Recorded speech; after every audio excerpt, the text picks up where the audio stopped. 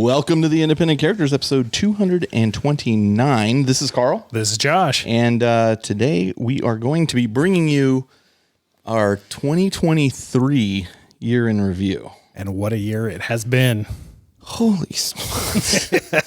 So I kept like every email I ever received from Games Workshop in one folder so that I could just go through and populate this thing. Real quick, our entry music, there's like that one part with the drums where he hits the cymbal. That's my buddy Dan. Like that's all from his previous band. Right. Yeah. And he was like, he just gave us all the tracks. He's like, here, you can do whatever you want without the lyrics and stuff. And I was like, it was a punk band down in Southern California. He's in another one now, but yeah, I really dig that. Yeah.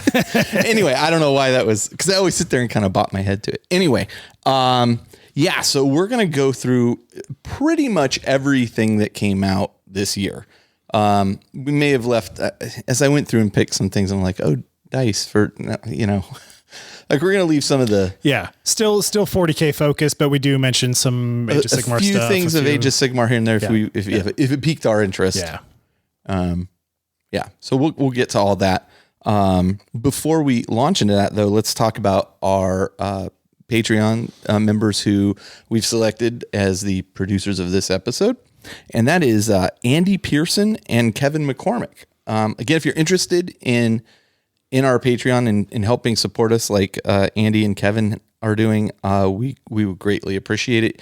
You can find links to that on our website at theindependentcharacters.com, or you can just go to Patreon and look for the Independent Characters. So we really do appreciate it. It's helping us kind of bring this to you and deliver great content. Yeah. Yeah. A huge thanks to the both of them, but also everybody else who supports us on Patreon. You guys are the best. Yeah. I mean, we love all of our listeners, but come on. But especially. Yes, you can buy our love. No, but seriously, if it's something you want to do, and you're having difficulty figuring out where it is, let me know. But I think we got links everywhere. So let's talk about Elite Choice. Let's just leap right into Elite Choice. I'll go ahead and go first. Yeah, kick it off. You. And you and I went back and forth on this because he posts a lot of stuff. He posts a lot of stuff here because he is a commission painter. He's also a friend of mine. But I consider a lot of listeners friends of mine, so I can't like use that as a differentiator. Yeah. But I've also used his service, and that's David Roberts from Dave Paints. And the reason he's clearly working on an Ultramarines commission right now. Yeah, yeah. And I love Ultramarines, and they look so good when done well. Oh my God, he has done them so good. I mean, this is, and I think it was the final one that he just posted, which was the Terminator Captain and the Librarian. And I was just like, okay, I got to mention this because he's just blowing through these things. And Dave has like unlocked the code for commission painters. Right. He paints very fast to a very high quality. It's not now. And when I'm talking high quality, like if you were to compare him to Colin Ward, who painted my Thousand Suns. Yeah. Like David doesn't paint to that level of quality, but what he's done that's brilliant is he knows where to focus your eye. Yeah. He knows what to paint and what he can kind of still high quality, get away with. Kind of, I don't know what you allude to some of the detail versus having to actually go on and do the manual brushwork. Yeah. Yeah. And it's really apparent in the basing he typically does too. And in fact, I've stolen the way he does the basing because it really is just kind of for the ones I'm doing, it's brown and then a lighter brown and then a dry brush of like almost white, but it's almost a spotlight effect on the model. Yep. And so, I mean, look, he painted up all shells at Eldar. He painted up my demons. I've used him twice as a commission painter. He's fantastically fast and easy to work with. Like we go back and forth over this stuff and then not even that, once I wanted to do some of Shell's Eldar stuff, he was like, here's the paints I use. Here's how I did it. So he helped me. Yeah. No hard requirement of you going back to him in order to add anything to that army. No. That's great. If I had the skills, I could do it. And it turns out, I can do it. I'm one of those guys, like I'm a paint by numbers guy. Like if somebody's done it, I can look at how they did it and replicate that. Sure. Yeah. unless you're talking like my Reaver Titan and Caleb, but the Ultramarines just look amazing. And man, I do like painting Space Marines. I really do. I know like Jody does not. Jody does not enjoy painting Space Marines. No. They are probably the least favorite thing that I paint. Is it? But I really enjoy it. They turn out so well at the end that like I never enjoy the process of painting them, but I always enjoy the end result. Like, and they look so good. And here's the thing, like the original Space Marines that I was using for my previous Ultramarines force that I sold off to AJ, who couldn't make it. He was going to join us this episode, to join us today, but has a family issue. And that's just because we're trying to get somebody in here to disagree with us. we listen to the feedback. But I didn't enjoy painting those as much as I enjoy painting Terminators. Like there's something about that little bit of scale difference that made it a lot of fun to paint. Yeah. Which is the same with Primaris Marines. Definitely enjoy painting Primaris more. Yeah. Even though I think there's more edges to them, it's a little bit more accessible in how you get there. It's easier to actually manipulate the brush where it needs to go, and they look good. I mean, maybe that's it. Like I can just get great results on Marines with, I don't want to say little effort, but like I get better results on painting a Marine than painting Sister of Battle, you know? Yeah. Yeah. So, and it's definitely a scale thing for me. So anyway, so that's what I picked. I absolutely love the work he's been doing. This stuff looks amazing. And yeah, keep it up, Dave. Yeah. Looking really good.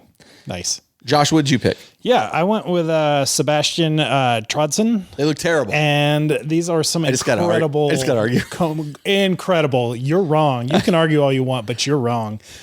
These are Crimson Fists that he's done an incredible job with. They look great. We've got a Blade Guard unit going with the Judiciar, and then also Judicar? Judiciar is how I hear. Actually, really? The word I hear. Campbell McLaughlin is the person I hear say this word the most, and he says it Judiciar. So I'm going. Maybe it is. Yeah, that sounds weird. It does sound weird, but I don't know. All right. Well, it's all made up words anyways. It is. And as I think said, and I don't know if it was the last episode or the episode before, like I am the worst at pronouncing made up words. Mm-hmm. And I was talking to Sky with this earlier, and he's also saying, cause they're British made up words. So they're intended to be even worse with like a British accent and or just flat American accent here is probably butchering whatever it's intended to be pronounced as. We all know what guy you're talking about. Yeah. The guy with time and the flat sword. Yeah. And some Terminators and a Terminator captain. These are just incredibly done. I love the edge highlighting is top notch. Yeah. They have a grimdark look to them, even though it's an incredibly clean and well executed paint job.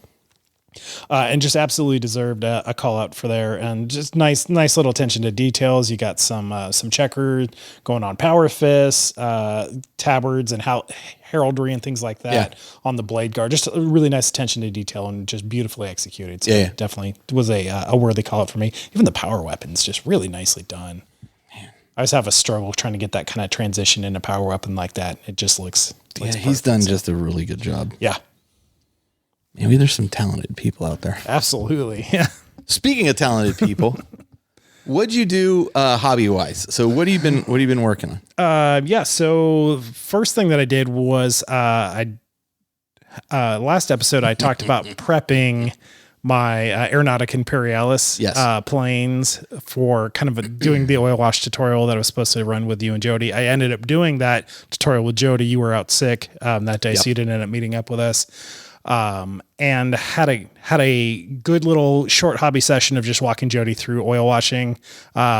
Listeners, a couple of you have actually talked about wanting to kind of see the behind the scenes footage and getting some of that insight there. There are a ton of videos on that on YouTube, but we will be putting out a video when I actually do walk Carl through. We're still figuring out a time for that. That'll happen. Hopefully, it's amazing. It's amazing how you. Well, I know where my time's been going lately. I'll talk about that in a minute. So anyways, I successfully finished the oil wash and got those varnished. So all my planes for both Aeronautica and now Legions Imperialis are fully painted, ready to go. Mm-hmm. Got 11 planes, which is a ton of planes ready to hit the table, mostly for Legions Imperialis. Let's be honest here. Yeah. Speaking of which, I've been building and painting like crazy just for Legions Imperialis. Like And got your stuff. I mean, I got my stuff, got the book, got the cards. I got the starter box for that, and I traded half of that starter box away for another half. So I'm going pure Astartes with this one. I didn't want to do the mixed faction of Solar Auxiliary and Astartes and Titans. I really just I wanted Astartes and Titans, and that's it. Yeah. And that for me, I guess just represents 1,000 Suns a little bit better, especially since I have Zestobiax. We're really only present on Prospero. So I'm kind of building that Prosperity. I don't know how to say it.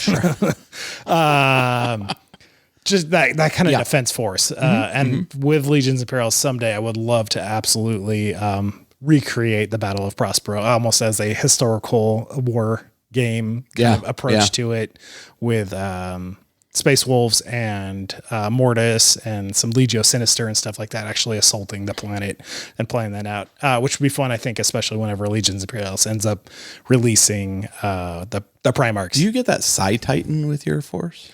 I don't. So that's Loyalist only. I didn't realize that. Yeah. That's a shame.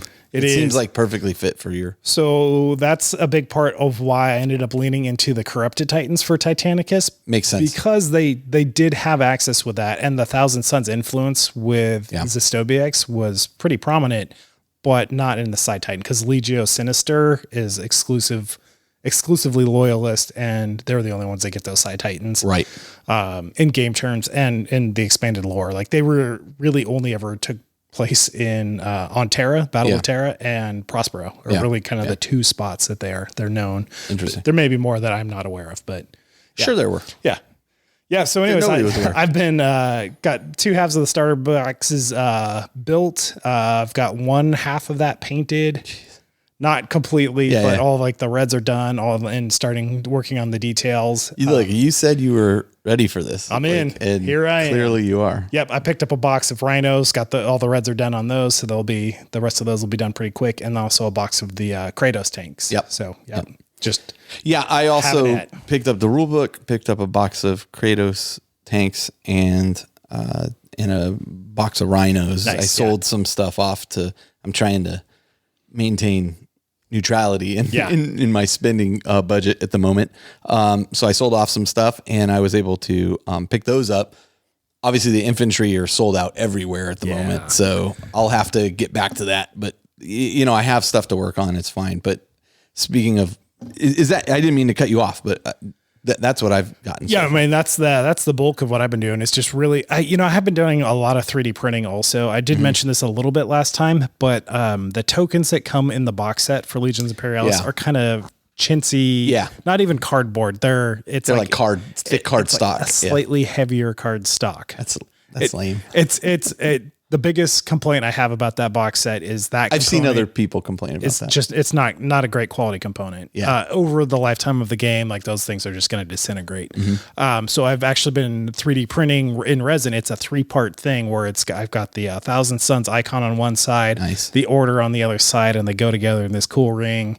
It's all 3D and embossed. It just looks really cool, and they've printed out really well. So I'll have those painted up pretty soon here too, hoping to get a game in the near future. Yeah. It sounds like you're about chomping at the bit. I can tell. I could tell. I remember your post, you were telling Jody, you're like, well, I've read through the rule book, and Jody's like, read through the rule book.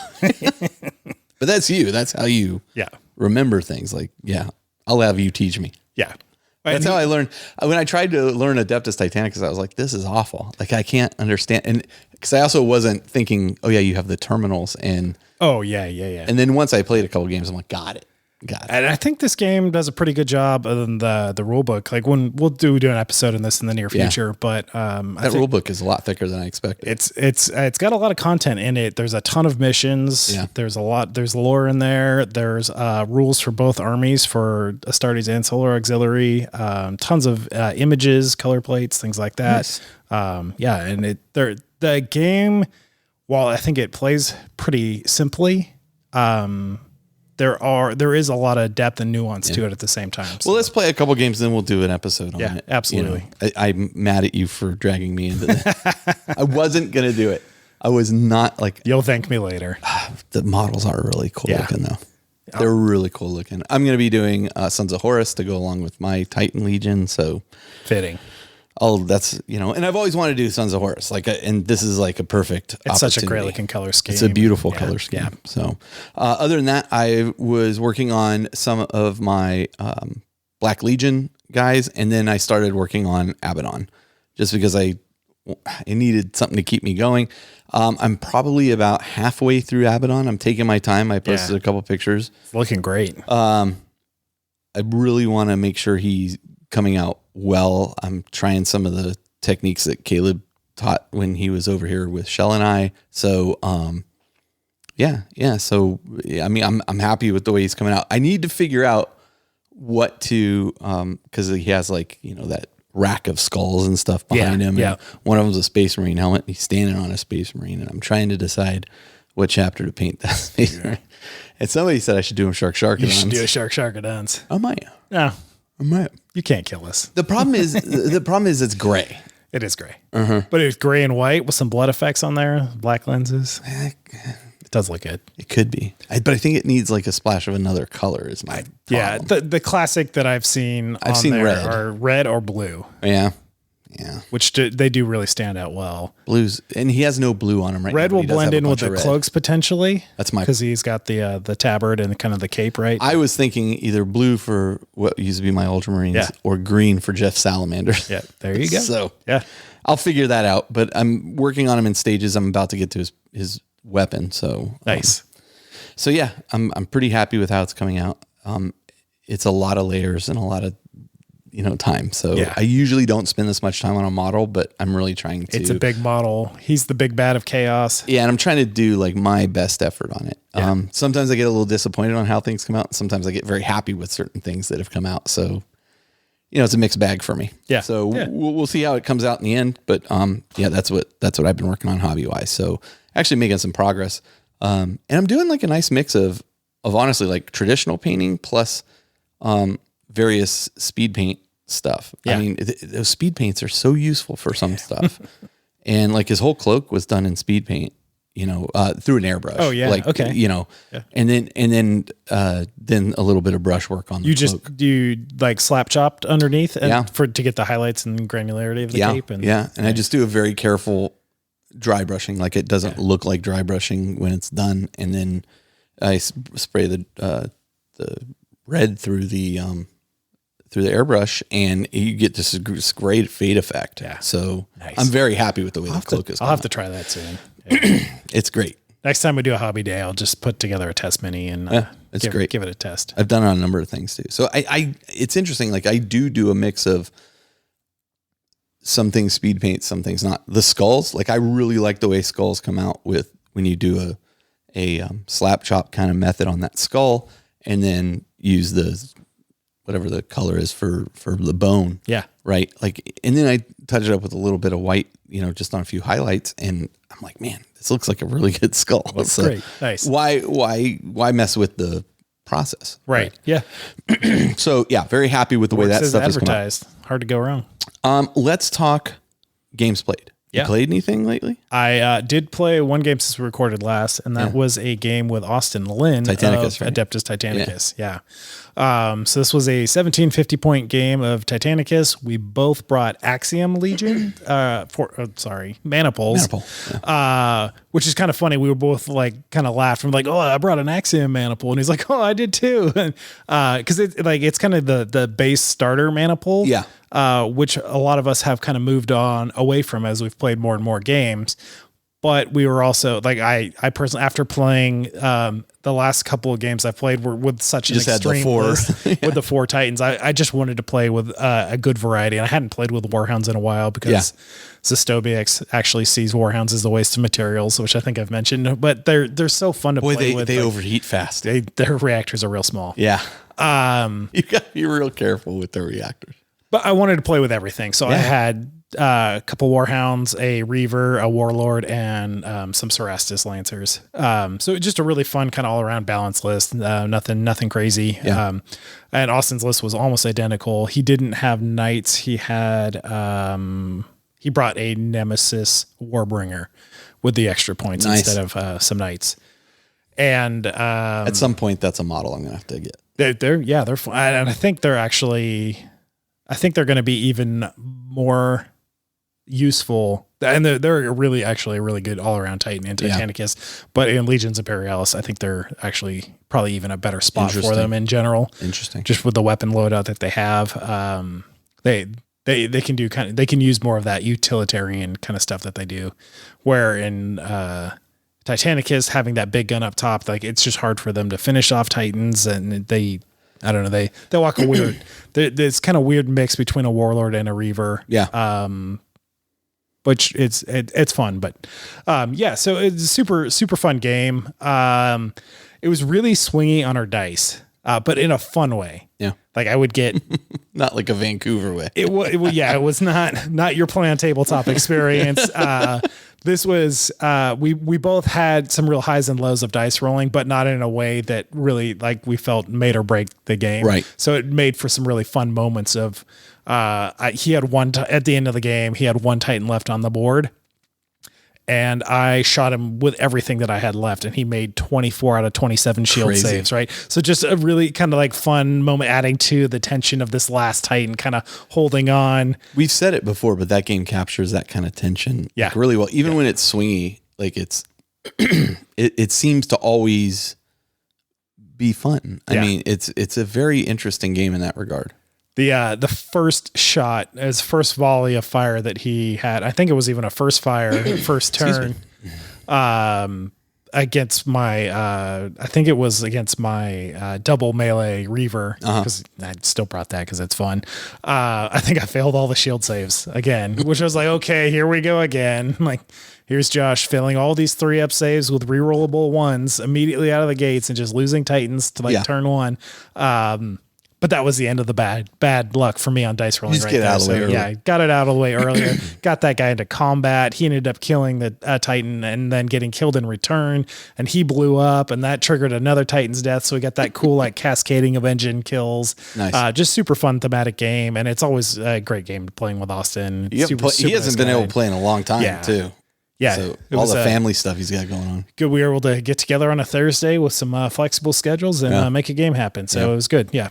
Well, I haven't played any Warhammer 40k or Titanicus or anything because my time has gotten destroyed. What have you been playing, Carl? By the video game Rogue Trader. So I want to talk a little bit about this because normally I wouldn't talk about like a video game. It is a computer RPG, so CRPG. It takes a lot of inspiration. I would say that's saying lightly. Yeah. From the Rogue Trader role-playing game that we have played. Yep. And in particular, it takes place in the Coronis Expanse, which is that setting where they've set that role-playing game for the tabletop version. Nice, yeah. And so like they're talking about various families in that area. They're talking about characters that exist in the books that were created. Canonical lore. Yeah. Neat. So, so this game has come out. If you're not into computer role-playing games, this one plays very much like Baldur's Gate 2, not the latest Baldur's Gate 3. So it doesn't reinvent the wheel in those regards. But if you're not into that, just skip ahead there because I'm going to talk a little bit about it. There are games that do that well and games that do that not well. Yeah. Owlcat Games, which is the producer, I'm actually trying to get an interview with somebody from Owlcat right now for it. Have previously done Pathfinder. The complaints I heard about that was, it's bug laden and yada yada. Software comes out with bugs. Shocker, right? Like I'm a little more forgiving unless they're show-stopping bugs, because I worked in the software industry, not the gaming industry. But no matter what you put out, it's going to have some bugs in it. Now, this unfortunately comes on the heels of Baldur's Gate 3, where Baldur's Gate 3 has just won all these awards and it's considered one of the best computer role-playing games ever. I got to tell you, like, it takes a lot to hold my attention on a game like this. There's another game called Solasta, which I picked up on a lark and loved, like the way it played. And it was basically Dungeons and Dragons rules through the whole thing. Oh, cool. Okay.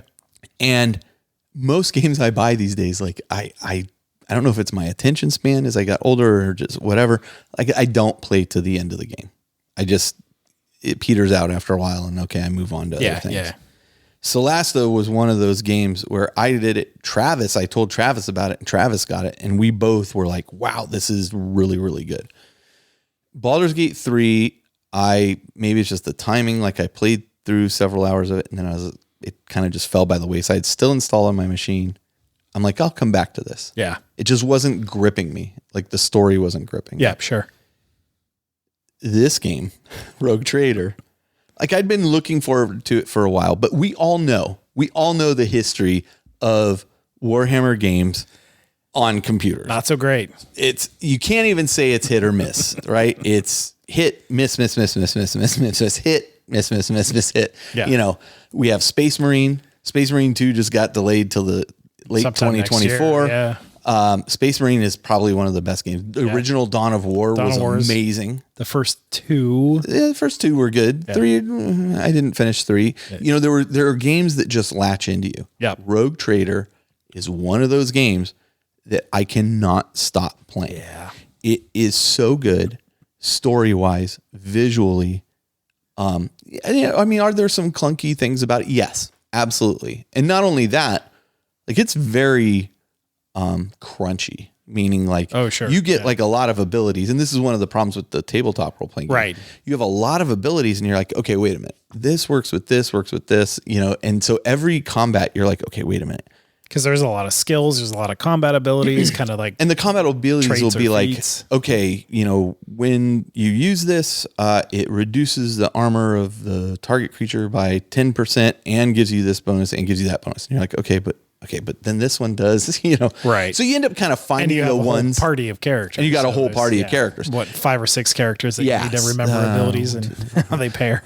and you end up kind of latching onto some like standard approaches you use. But every time you're leveling the character up, it's like, okay, what do I pick now? It's very deep in that regard.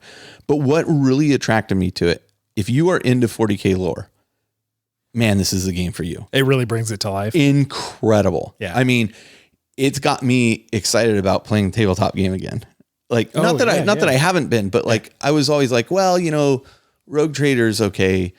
There are 4 or 5 games that came out, right? There was Dark Heresy, Rogue Trader, Only War, Black Crusade, Deathwatch, and Deathwatch. Yep.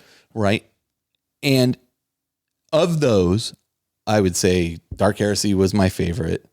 I played some Deathwatch. Rogue Trader, okay. I've never played Only War. I want to give that a go at some point. Either, yeah. And I've not played Black Crusade, even though I really want to. There's some interesting mechanics in there. But I would say Rogue Trader never really like gripped me.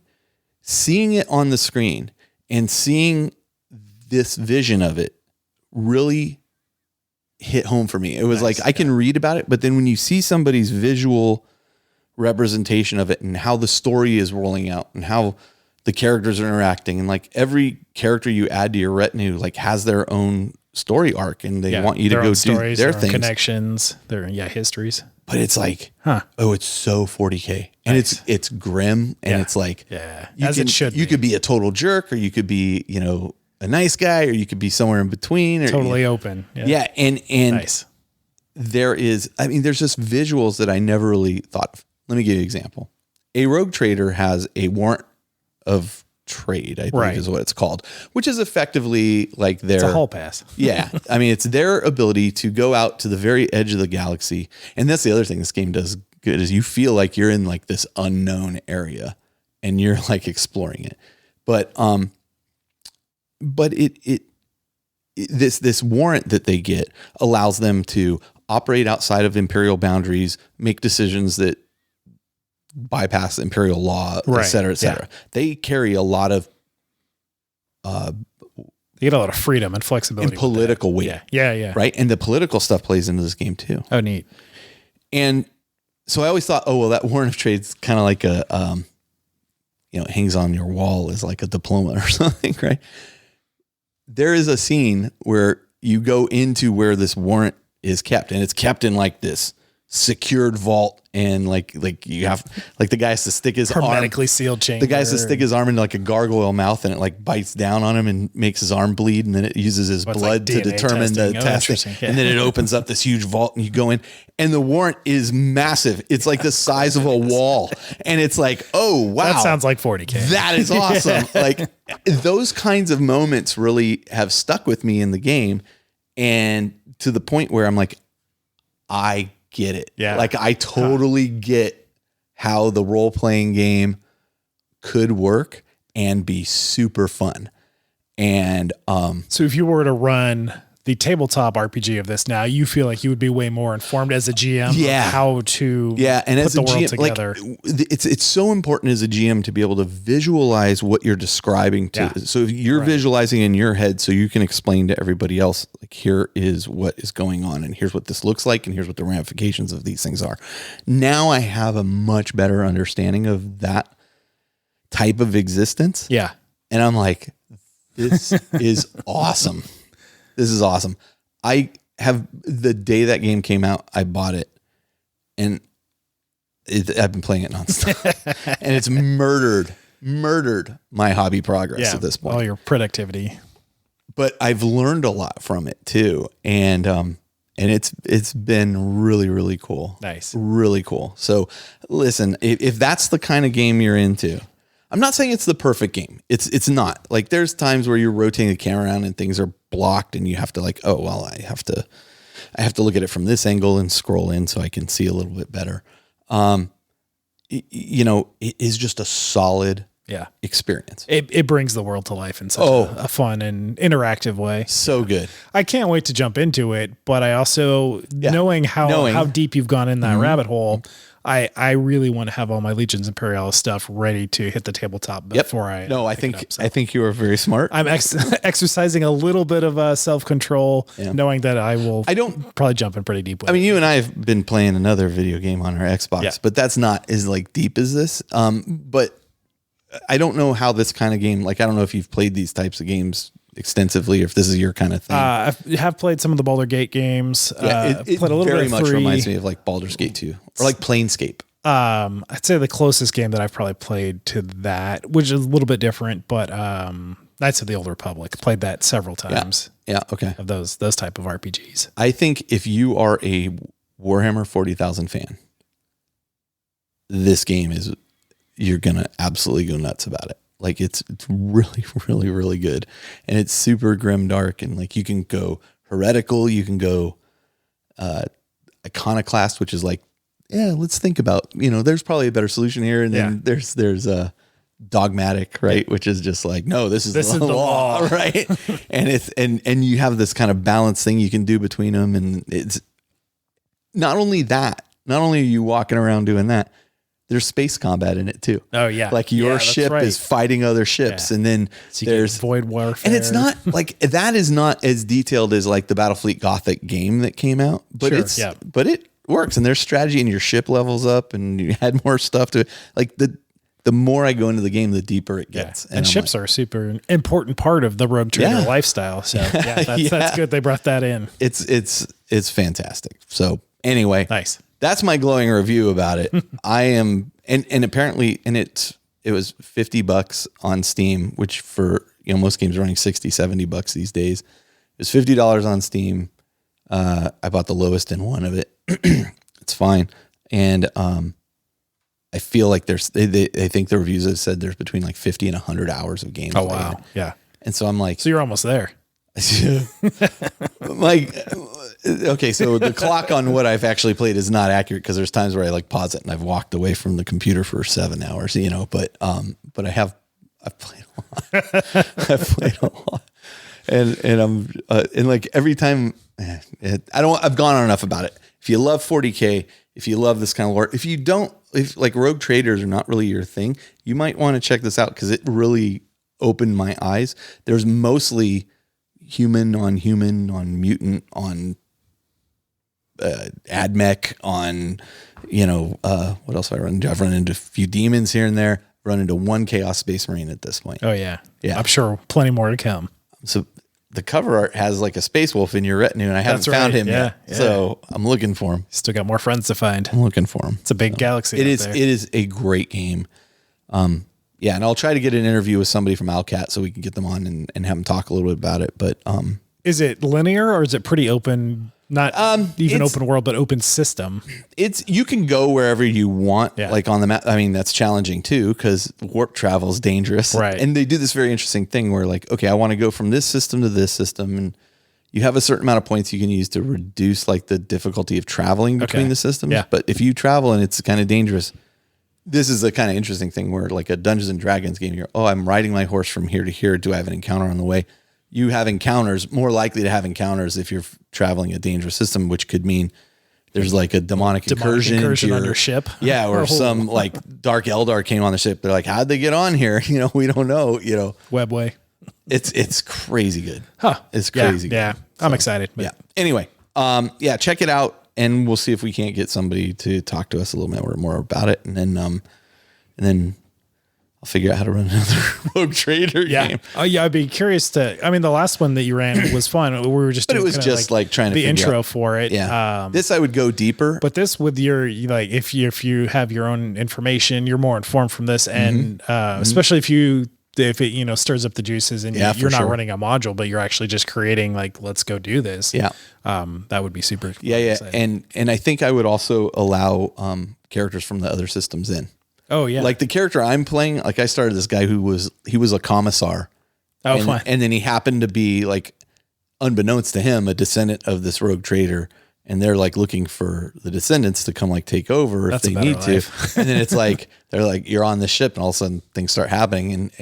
But it was like, oh yeah, this guy used to be a commissar. So he's not exactly. And then like you got a guy who used to be like an Imperial Navy guy that's working for him. So I think I would mix in. Yeah. Let people play whatever they want. Systems. Yeah, I mean, because that's the really cool thing about being a rogue trader. You don't have to abide by it. So anyway, okay. Enough about that. Let's do this. We're gonna take a break. We're gonna come back. We're gonna talk about what our goals and promises are for 2024. Hopefully, I finish this stupid game by then, and then we're gonna start talking about. Right from there, we'll start leaping into January, February, March, etc., and we'll go through everything that's been launched and what our thoughts are on it, and what the hits and misses are. So we'll be right back.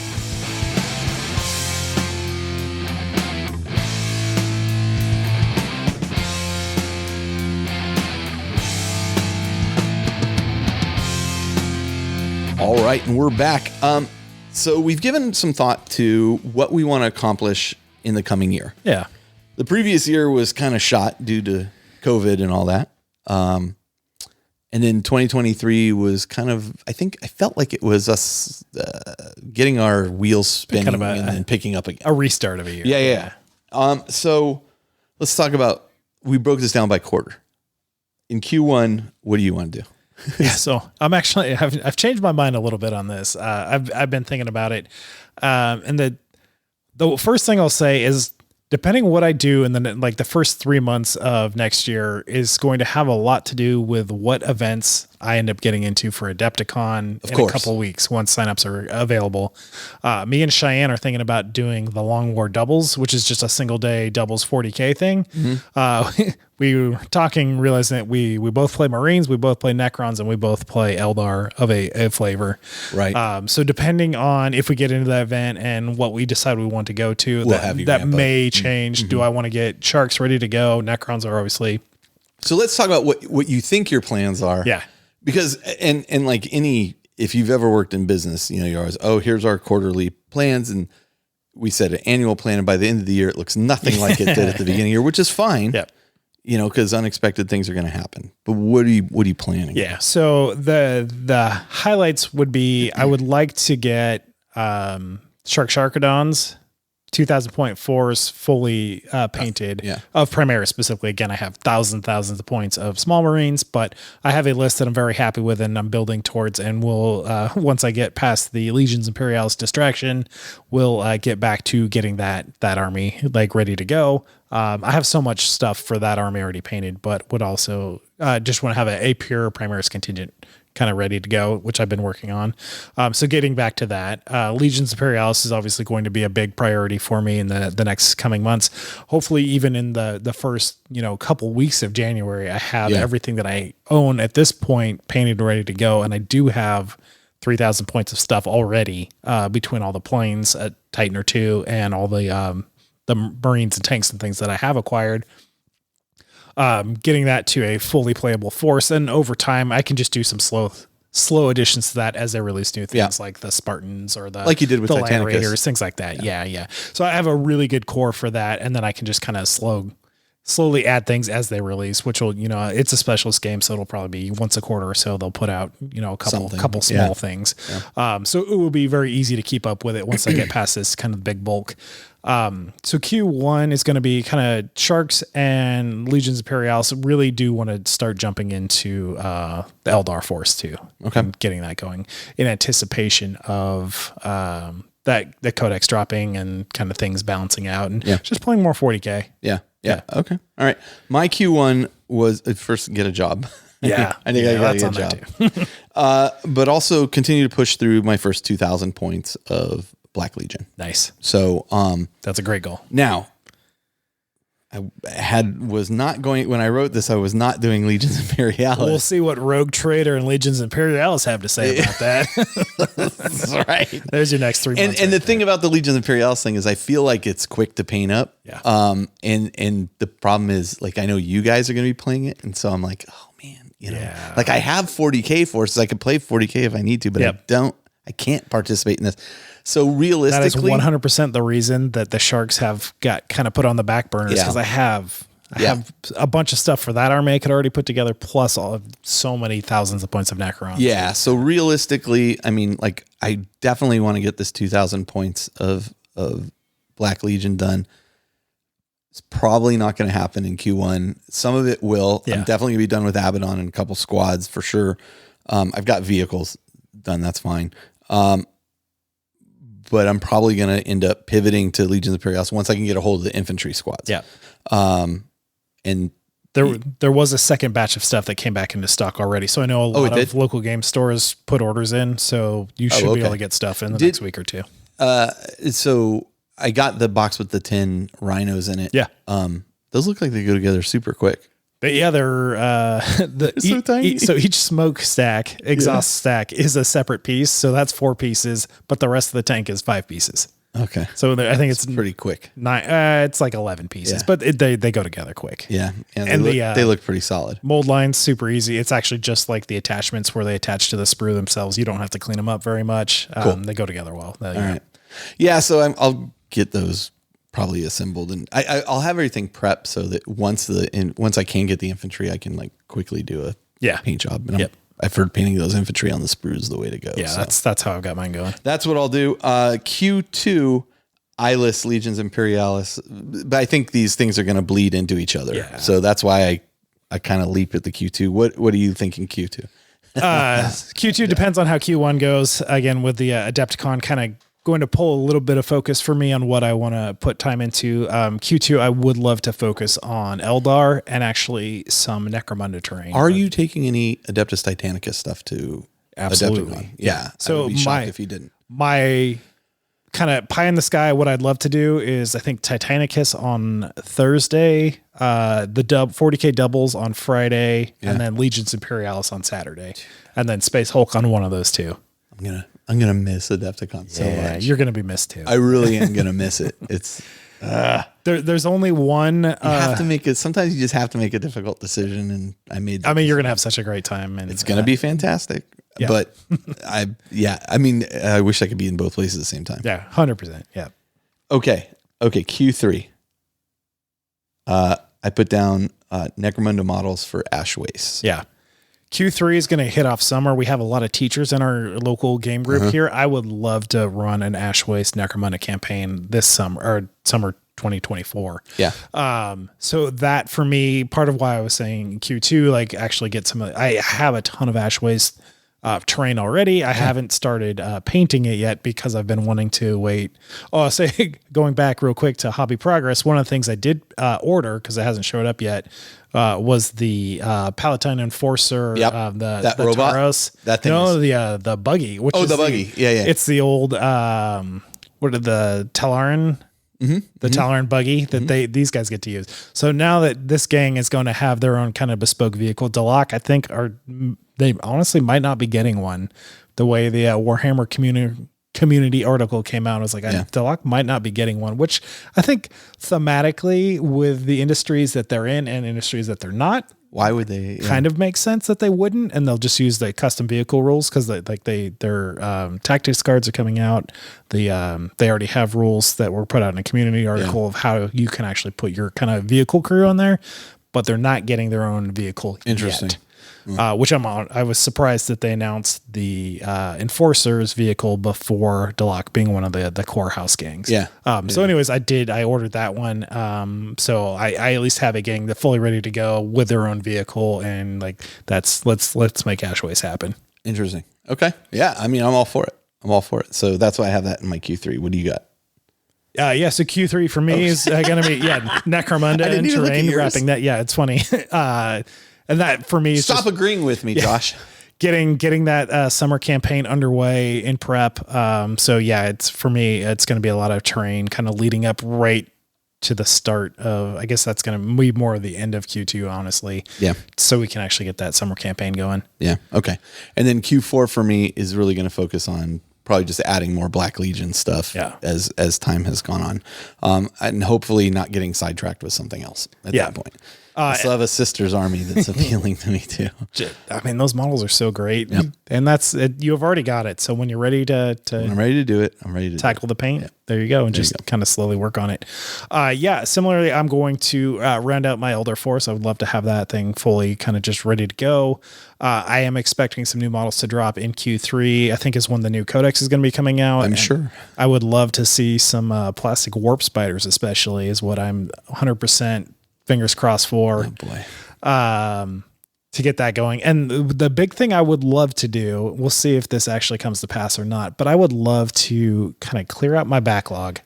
Yeah. Of what I've got. I've been purging stuff also. Like I need to purge some stuff partially because I'm now self-employed. I don't have that regular salary coming in. I'm doing a bunch of freelance work. So money's great when it's there. And if projects are dry, like I'm not doing a whole lot. So in order to keep funding hobby, that's definitely been helping for that. But also it's just, there's a lot of projects that I've picked up over the years that were, inspiring and exciting at the time. And then something else. Yeah. There's always something time, money, something else, etc. Pulls focus. So I am, it's crazy that there's so much. It's not like for me, it's not that I don't want to do those projects still. Right. Yeah. It's just like, I've come to the realization that realistically there's only so much time. Like after we did the show of force for Adeptus Custodes, I was like, oh, I'm going to do a Custodes. Like it'll be small. I can pick it up quick. Yeah. And I bought the stuff and it sat there. But and then finally I was like, what am I doing with this? I'm never going to get this thing done. Gave a bunch of stuff to Steve, sold off some other stuff. I was like, forget it. Yep. I'll figure out. I'd love to. I'm not realistically going to do it. I've got my pile of opportunity is pretty focused at this point, and right now it's a lot of Eldar. I'm going to bring mine down to a focus. Yeah, so like I've still got tons of like collectible Space Marines. Oh sure, yeah. That I'm like, had to have them. For me, realistically at this point, if it's not in a list, if it's not something that I am like actively geared up towards painting, then that's probably smart. Then it's getting cleared out. I wish I was that smart earlier in this. If I I might lose some money if I end up rebuying a few things later on down the road, but chances are it doesn't. Yeah. I'm not going to feel bad about it. All right, and chances are slim that's going to happen. So let's get into 2023. Yeah. We can kind of alternate months here. What a year it's been. So I'll start off with January. Yeah. Okay. So we're coming out of the pandemic for the most part. GW has, our playing has slowed down clearly. Yeah. Games Workshop was still trying to keep interest going, obviously. And they had a great couple of years. I mean, I think people were pandemic was great staying at home and hobbying. Not great for playing games, but great for getting stuff done. So the first thing that comes out is Arcs of Omen. Yeah. Abaddon. Yeah. And they're still doing regular and collector's editions of these books. I stopped buying those collector's editions a long time ago, but and they begin the whole Arcs of Omen story, which we kind of covered in a previous episode. Chapter approved missions for the Arcs of Omen comes out. The Warhammer 40k boarding actions terrain set comes out. This is pretty impressive. The rules are released for boarding action in that Arcs of Omen Abaddon, which is the reason I picked it up. Yeah. And the terrain's fantastic. Yeah, it's an incredible set. Yeah. Yeah. Not cheap to maintain, but not cheap to maintain, and it takes a lot of effort to build and paint. I will say there are a lot of mold lines to clean off on that because there's so many pieces to it. But it's a great set. Bunch of Battle Force boxes come out. Scions of Macragge, White Scars Battle Force box, the Storm of Chagoris, Iron Hands, March of the Iron Strike Force, Salamanders, Warforged Strike Force. Most of these are just repackaging of existing units, into groups. No big deal, but. New Demon Prince model drops at this point. Incredible kit. And I got to tell you, until like a couple weeks ago, I didn't realize it had all the head options. Oh, yeah. Yeah. I had no idea. Like I saw somebody, it may have been Dave Paints, posted one and I'm like, where'd you get that head? Like what kit is that from? And they're like, it comes with the thing. I'm like, oh. Yeah. Oh, I didn't know. I did get a couple bits from that because Brian picked one up. I got the Zinch head for my Corrupted Reaver because he's like, I'm not going to do anything with Zinch. And it was like, and again, scale is perfect. Like Demon Princes and Greater Demons work really well on Titans, depending kind of which incredible type you're going on. So it's a really incredible kit. And the fact that it has all kind of a little bit of flavor for each god is something special. Incredible. Yeah, what a kit, man. Such an improvement from the existing one. Okay. For 30K, you get, or for Horus Heresy, new Baneblade kit. I guess it could be used in 40K too. Yeah. The Baneblade kit, which allows you to build every variant from Banehammers of Stone Swords now. I actually did not realize that re-released. Yeah. Yeah. It didn't really, originally it was just like a Baneblade and like one other thing, but now you get every variety, every flavor of Baneblade with it. New Rogaldorn and Leman Russ come out that can be built in all variants. Cool tanks and big tanks. Let me tell you that Rogaldorn is large. I had no idea how strong. It has 27 guns on it. I had no idea how strong it was when I went up to Vancouver. Yeah. That thing was brutal. And remote controlled. Yeah. Ursula Creed model gets introduced, which is really cool. Yeah, that's a cool model. New kit for Lord Solar Leontis, the new Lord Solar. That's the guy in the horse. Very cool. That's a cool model. Yeah, I think it's pretty neat too. New Cadian Command Squad. So at the time, Doug was very excited about this. Yeah. Because, he had a massive Imperial Guard army, which we have here, and we're figuring out how to get rid of at the moment. But he was super excited to the point where he was like, Doug, I'm going to redo it all. Yeah. No, you're not. But I love the, yeah, a little fresh blood in the well-established Cadian line. New kit for Cadian Shock Troopers, new Scout Sentinel kit, which is awesome. That's right. Dated. And the Astra Militarum Codex for 9th edition comes out at this point. That was a short-lived codex. Yeah. But not as short as the World Leaders. Siege of Terra in Black Library, the Siege of Terra Mortis non-collector's edition gets released.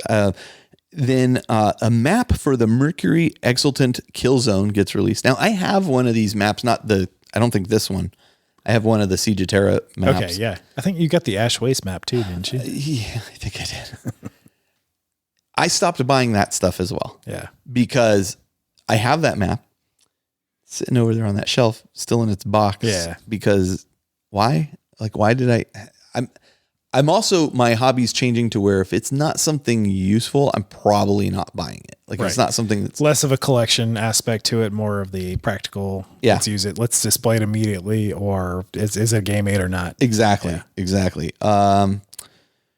There's a bunch of books come out. I'm not going to go through all the Black Library books, but there's some pretty good ones that come out. There's a special edition of Armageddon that comes out. And again, about the only thing I do sometimes buy are the special edition Black Library books, and they have to really speak to me. Like they just announced a new Thousand Sons one, a new Armin one. Oh yeah. And I'm like, I haven't got. It's a new book or a special edition. It's a new book release. and a special edition version of it. Yeah. So he's your boy. He's my guy. So yeah. Specialist games: Necromunda, the Ashwaste Nomad Herder, and Dune Scuttler come out. These are amazing, incredible models. And then I threw a couple Blood Bowl things in here because the matched play guide comes out, and Nobla, Blackwart, and Scrappa Sorehead, who are star players, also come out. Just fun to say. Yeah. So, I mean, I always feel like January kicks off. Like they try to, okay, we're going to kick it off with a bang. I didn't think this was a year where like, holy smokes, I got to get all this stuff. And some of that could have been where I was at the time, but looking at the spread, it's actually pretty small. So a little bit of Chaos, a little bit of Marines, a little bit of IG, but not a lot else. And I mean, look, they're ramping towards 10th edition at this point. We know that now, obviously. We kind of knew it then, but they're ramping towards 10th edition, and that takes them forever to orchestrate and produce and get it. And so at this point in time too, I think things started being out of stock, and people were like, why is everything out of stock? And this conversation carries ramping up for Leviathan until June. Yeah. So anyway, let's talk about February, because February actually does hit pretty hard. I think. Yeah. So following up with the Arcs of Omen series, now we have Arcs of Omen Angron, which has some more rules, some more missions, things like that. Continues that story, which we've talked about a little bit in the past. The new Angron model itself is obviously the big release of more importantly, the Angron model comes out, which is yet another Demon Primarch returned to the tables of 40k, which is pretty incredible. What are your thoughts on the model? It's nothing groundbreaking or anything like that, but I think it's very fitting for the piece. I think for what it needs to be, what it represents, and who Angron is, I think it reads Angron pretty well. Yeah. I have to say I was blown away by it. Oh, okay, cool, nice. I loved it. I as soon as I saw it, I was like, oh, I don't play World Wars, and a lot of times, like these things will come out. When Lion came out, I was like, that's an incredible model. Yeah. How am I going to use that? Like, I want it just because it's so cool looking. Paint it up as a marble statue. But I'm not going to use it. So, but yeah, I mean, my first thought upon seeing it was, I'll bet Brian's going to be happy. He is finally working on it now. Oh, really? Yeah. It's interesting. He's actually shelved Legions Imperialis until he finishes Angron. What does Brian think about the Angron model? I don't know specifically. I think I'll have to ask him. I think he's pretty happy with it though. For me, I think it's such a fitting representation. It's not my favorite aesthetic. Like, I don't know, it's just kind of like hunched over, but angry, but it's also super muscular. Like it really works for what it needs to be. It's just not my favorite aesthetic. Gotcha. Yeah. But I think it's a great piece. All right. Continuing on the World Eaters train, we have the Lord Invocatus. Yeah. Which I'm trying to remember if that's the Juggernaut or... I think so. Yeah. Then we have the 8-bound, which are kind of the super-sized berserkers with a little bit of kind of chaos possession in there. They've been doing the steroids. They have, the Butcher's Nails has done its work, plus a little warp taint sprinkled on top there. Similar, like I don't love the aesthetic of these personally. I think they're very fitting for what they are, and they're great.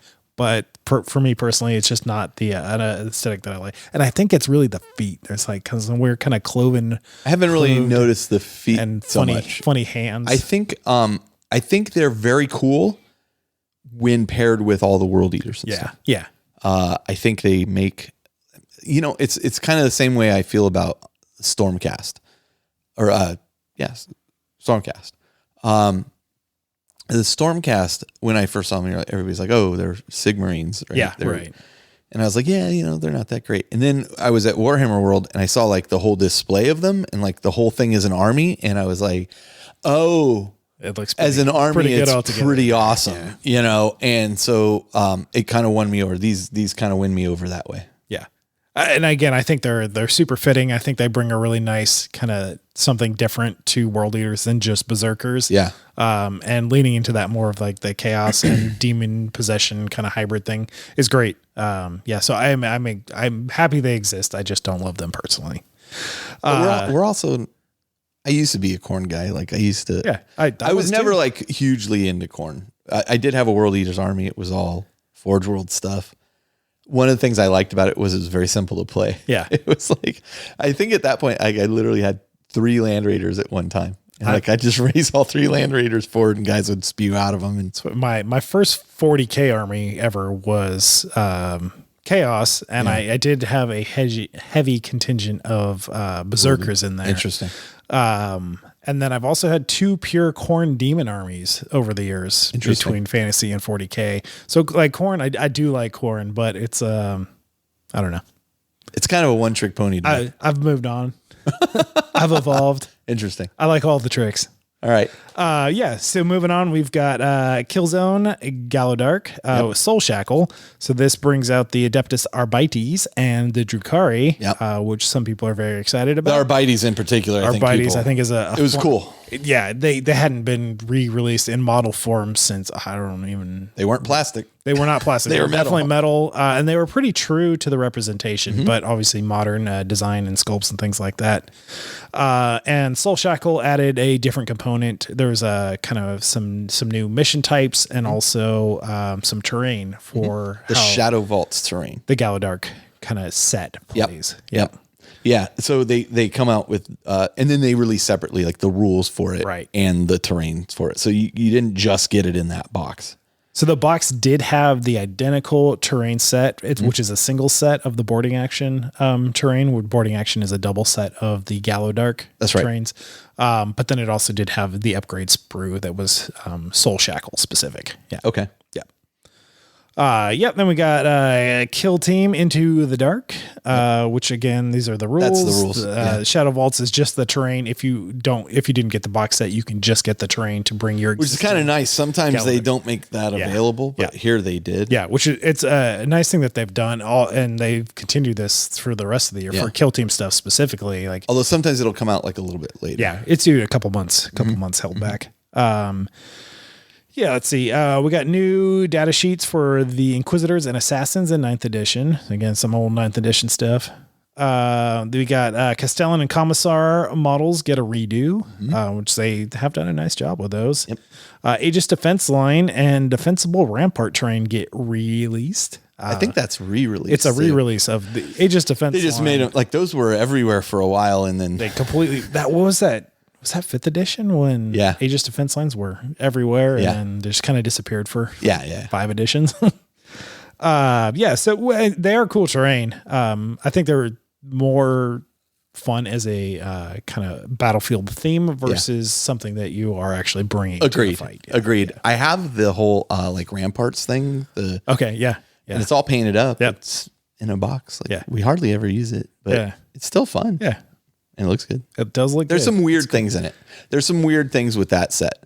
Like so you have this trench line, right? And all along the trench line are dead bodies and skulls and blah, blah, blah that have supposedly accumulated there in the battle.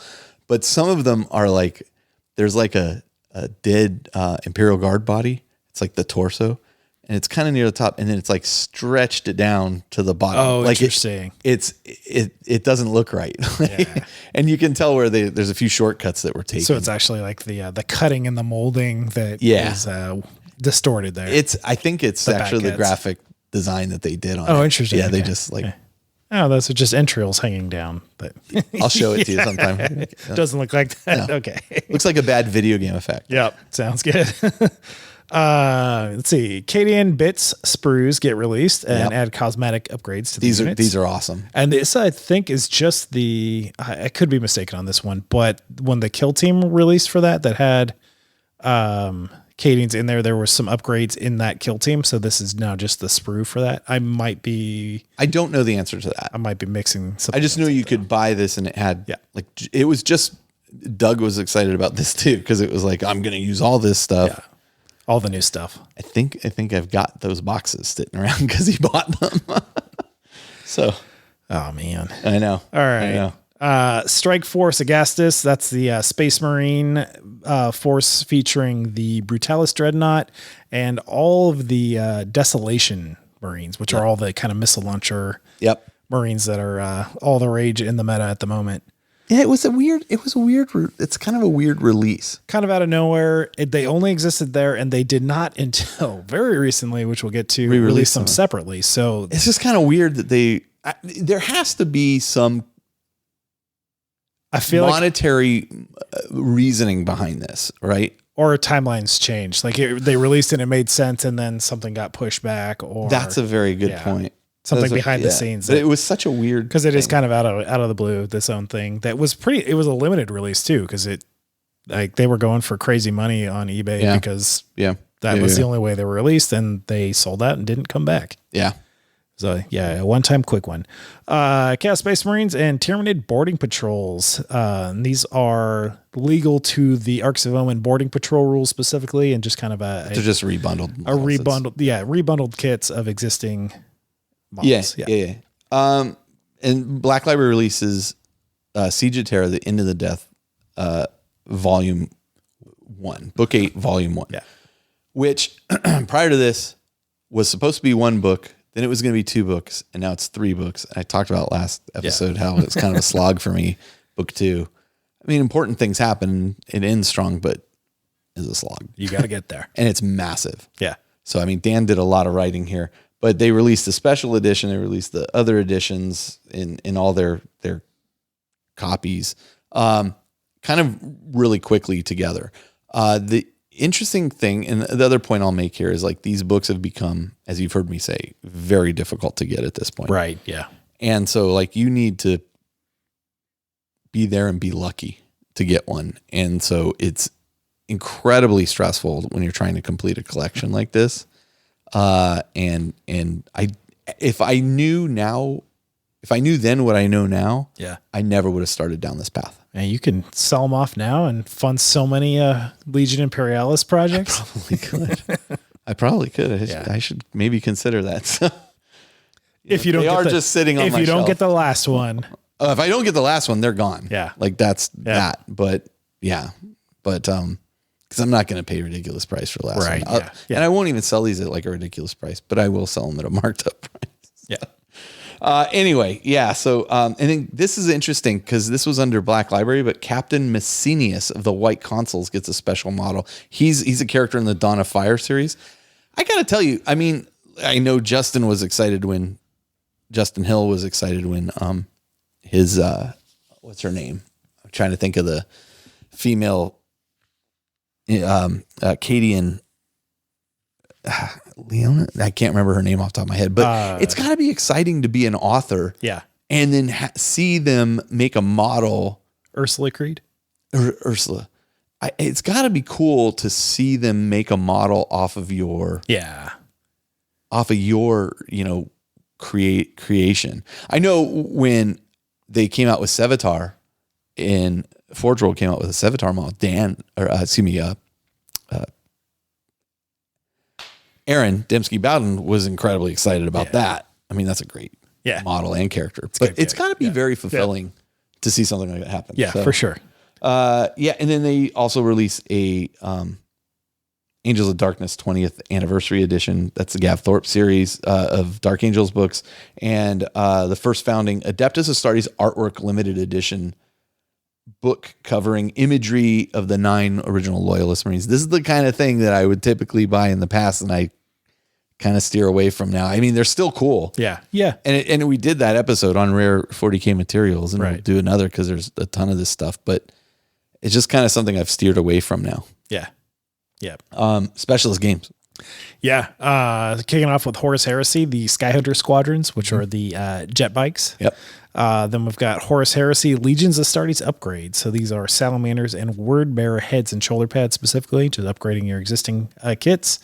Forge World puts out Last Chance to Buy Legion specific Contemptor Dreadnoughts, which I agree with your note here is a shame. Those things were so cool and had so much potential. Yep. When I was getting into 30K and had that Thousand Suns Contemptor Dreadnought that was like specific, it has like the cartouche up top awesome. and like on the head.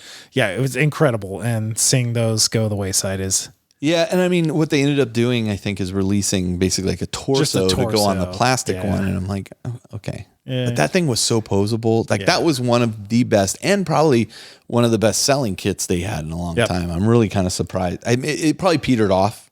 Sure. You know, yeah. The purchase of that stuff peters off after a while. So, but yeah, I love those. Yeah. Love those. Blood Bowl comes out. Bryce the Slice Campbell, who's an undead star player, releases there. More special star players. And GW announces the March 6th there will be a price increase on just about everything. Yeah.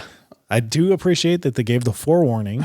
Yeah. So you've got some time, buy it at your current price. Do you think they see like a quick hit off of that? I'm sure they do. They got it, right? Like people run out. And knowing just how this whole year has gone with limited stock and things like that, like if you bought it then before it got increased and didn't exist, like double win. Yeah, that was a good. So I appreciate the announcement from that. All right. Yeah. So March, let's round out Q1.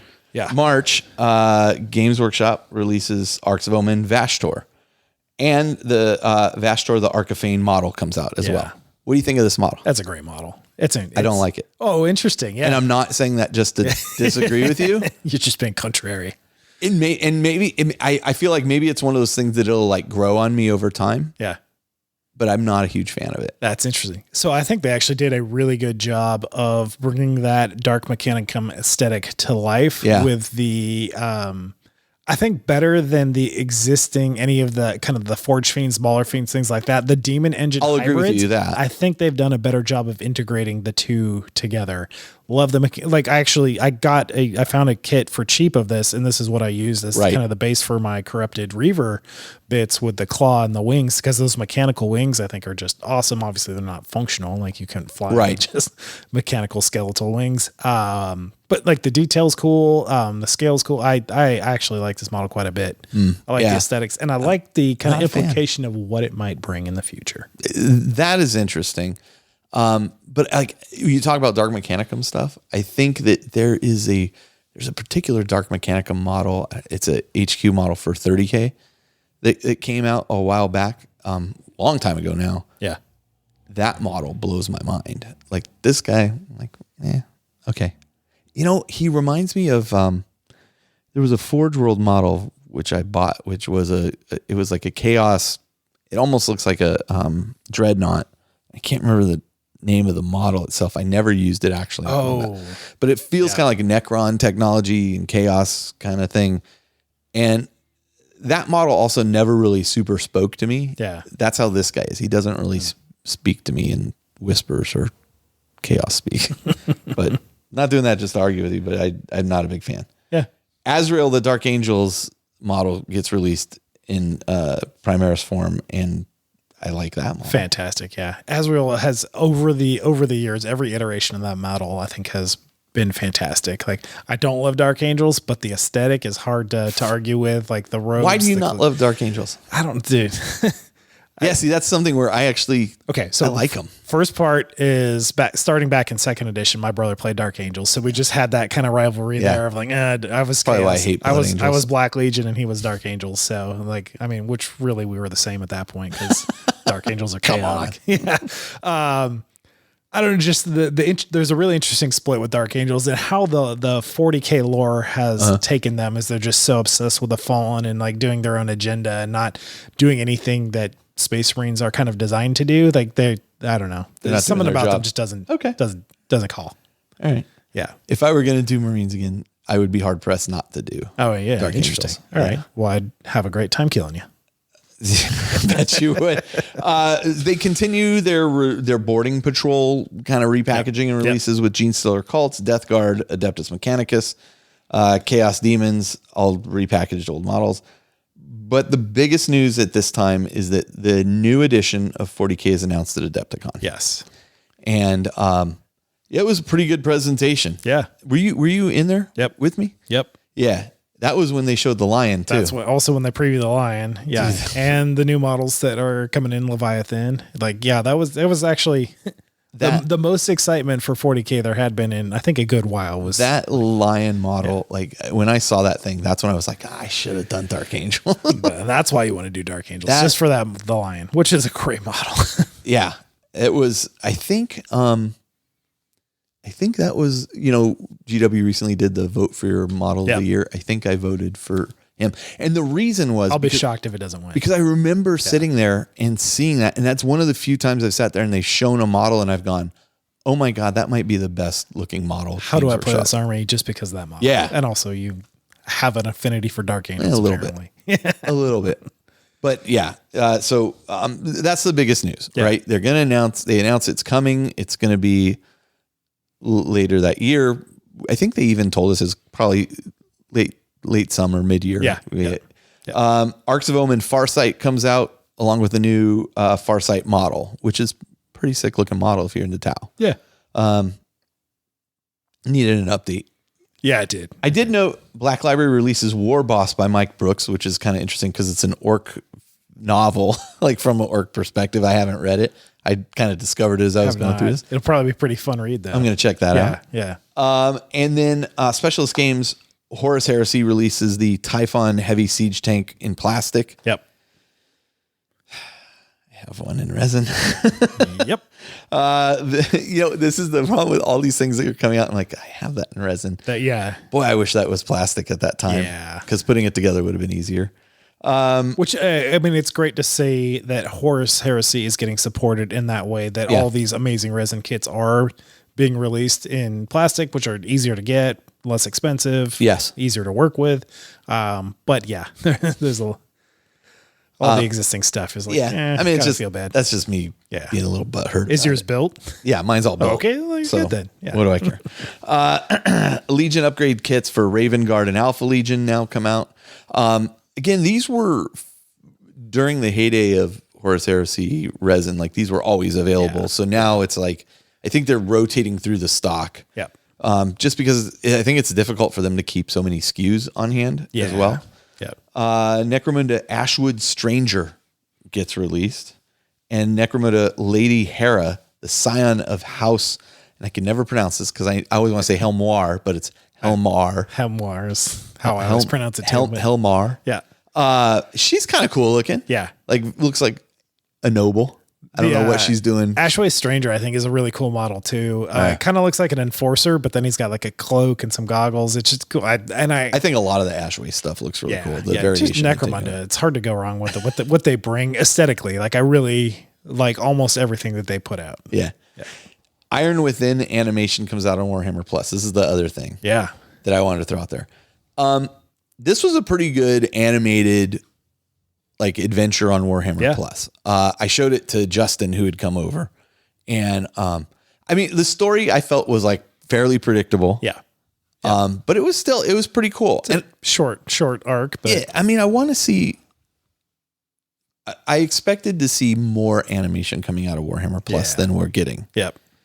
I think it's still worth it in the sense that you get the model every year, and if you don't like it, you can resell that model, which I did. It basically paid for my Warhammer Plus subscription. Yep.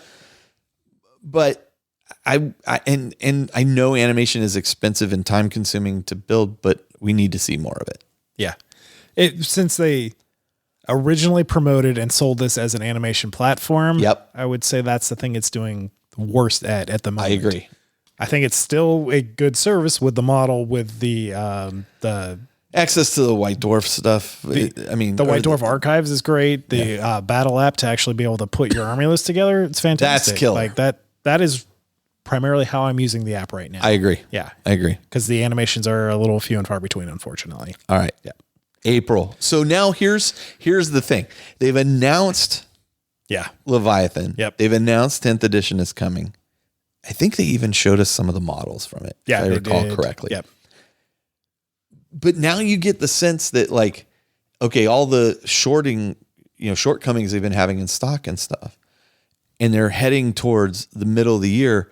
Like I felt more and more like they're holding back, just waiting for ramping up for production to release Leviathan and capture on all the new excitement. Especially, 40K. Why are you going to buy some 9th edition rules at this point? Yeah, when you know they're just about to be invalidated. If you're playing in tournaments or just really love that, I guess. Yeah, but yeah, so it does put them in a weird position, right?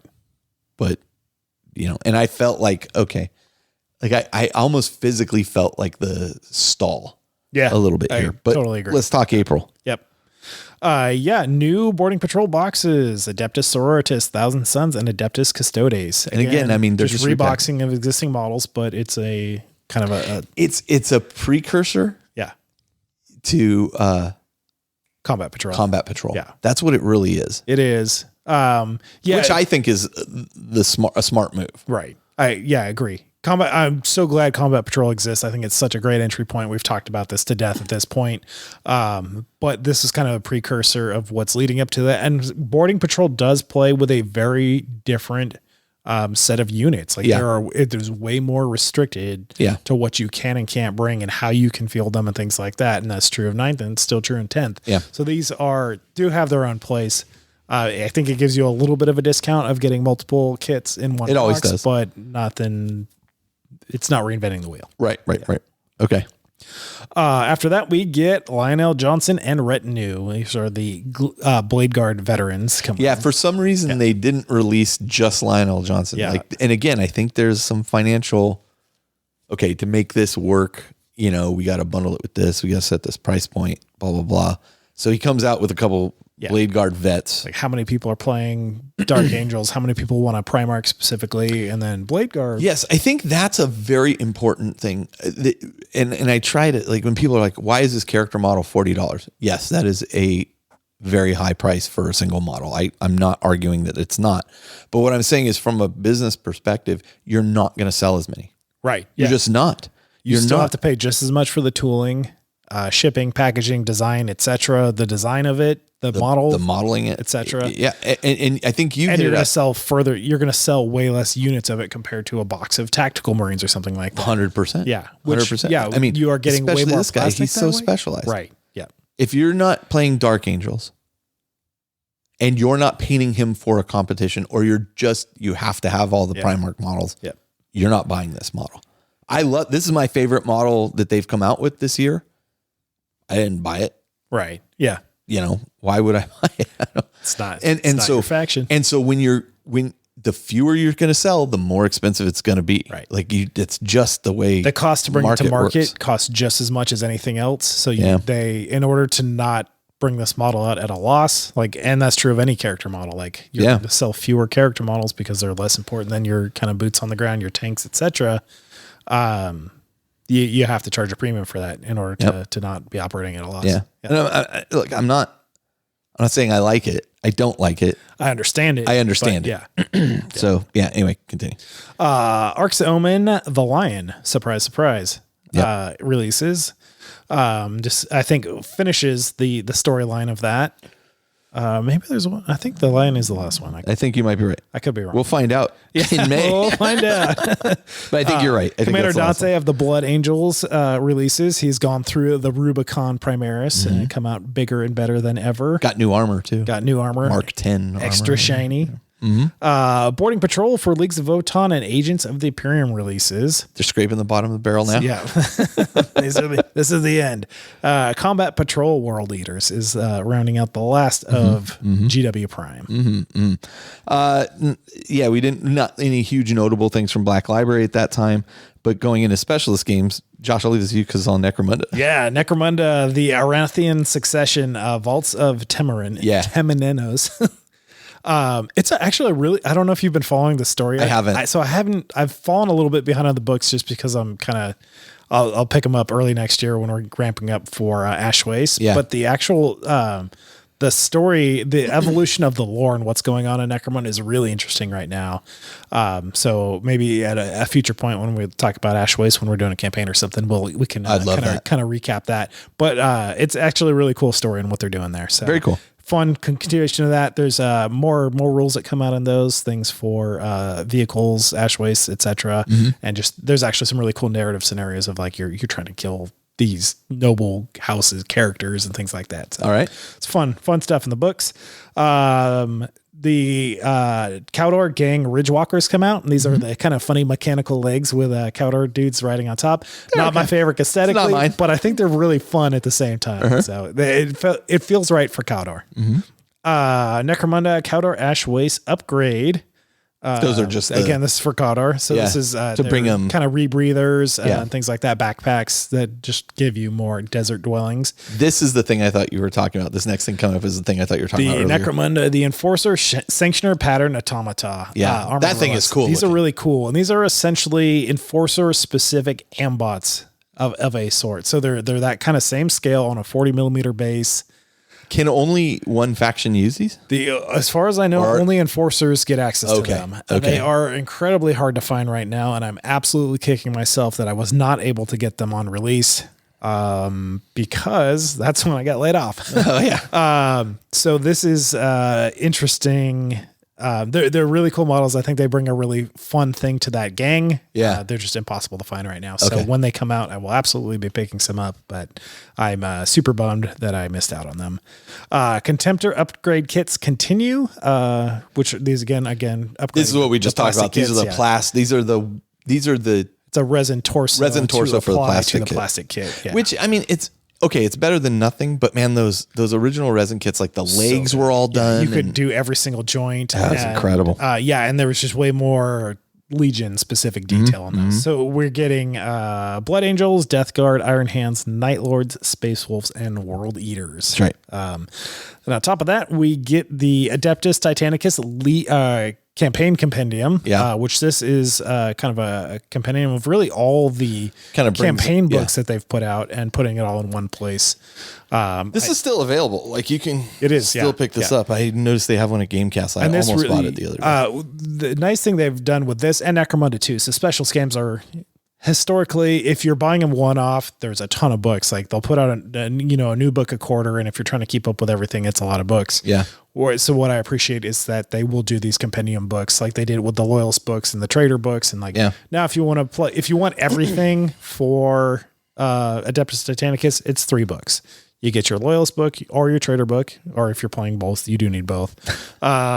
You can get the campaign book if you're playing campaigns. If you're not, really, you don't even need to pick this book up.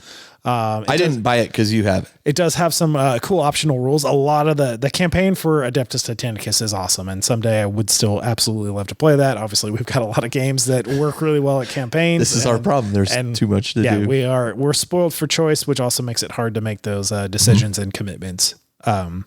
Anyways, it's a great book. If you're interested in campaign play, definitely pick it up for some of the alternate rules. Right on. Then we have Adeptus Titanicus, the conversion beam weapons for warlords, warhounds, and reavers. And this is just it's a resin these weapon. Are resin, single weapon options per little clamshell there. Opening up the weapon options you've got for those 3 Titan types. And they're pretty fun. Okay. Yeah. That's April. Again. Yeah. Like, okay. Some good stuff in there. Yeah. I mean, not saying like the Lion releases. Okay. But they already had his rules for 10th at that point. Yeah. Right. Like, everything is kind of prepping for that. So in example of that, May, Kill Team Adeptus Arbites Exaction Squad is now sold separately from the Gallowdark box. Yeah.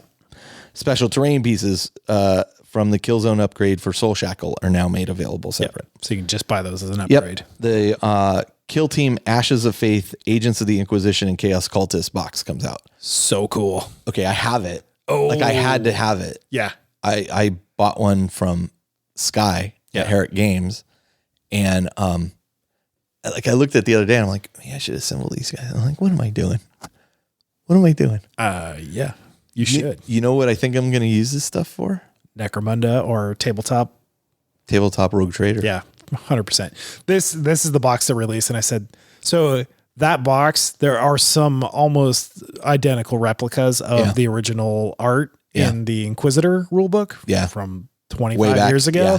So for me, this box releasing was Blanchitsu in a box. Like the models that they brought to the tabletop in 28mm scale, just bring that art to life, bring that lore to life, bring that world to life. And I'm so happy this exists. Yeah. I didn't have a reason to pick it up, but I think that's awesome. I will get one eventually anyways, just because like these models are awesome for me. I've got a few models that as I look at that Rogue Trader thing, I'm like, I would use this. And I would use that. And so, So anyway, perfect. Black Lives, but again, that's it for Games Workshop Prime, right? As we call them, like not huge releases because we're ramping up. Bit of a Black Library.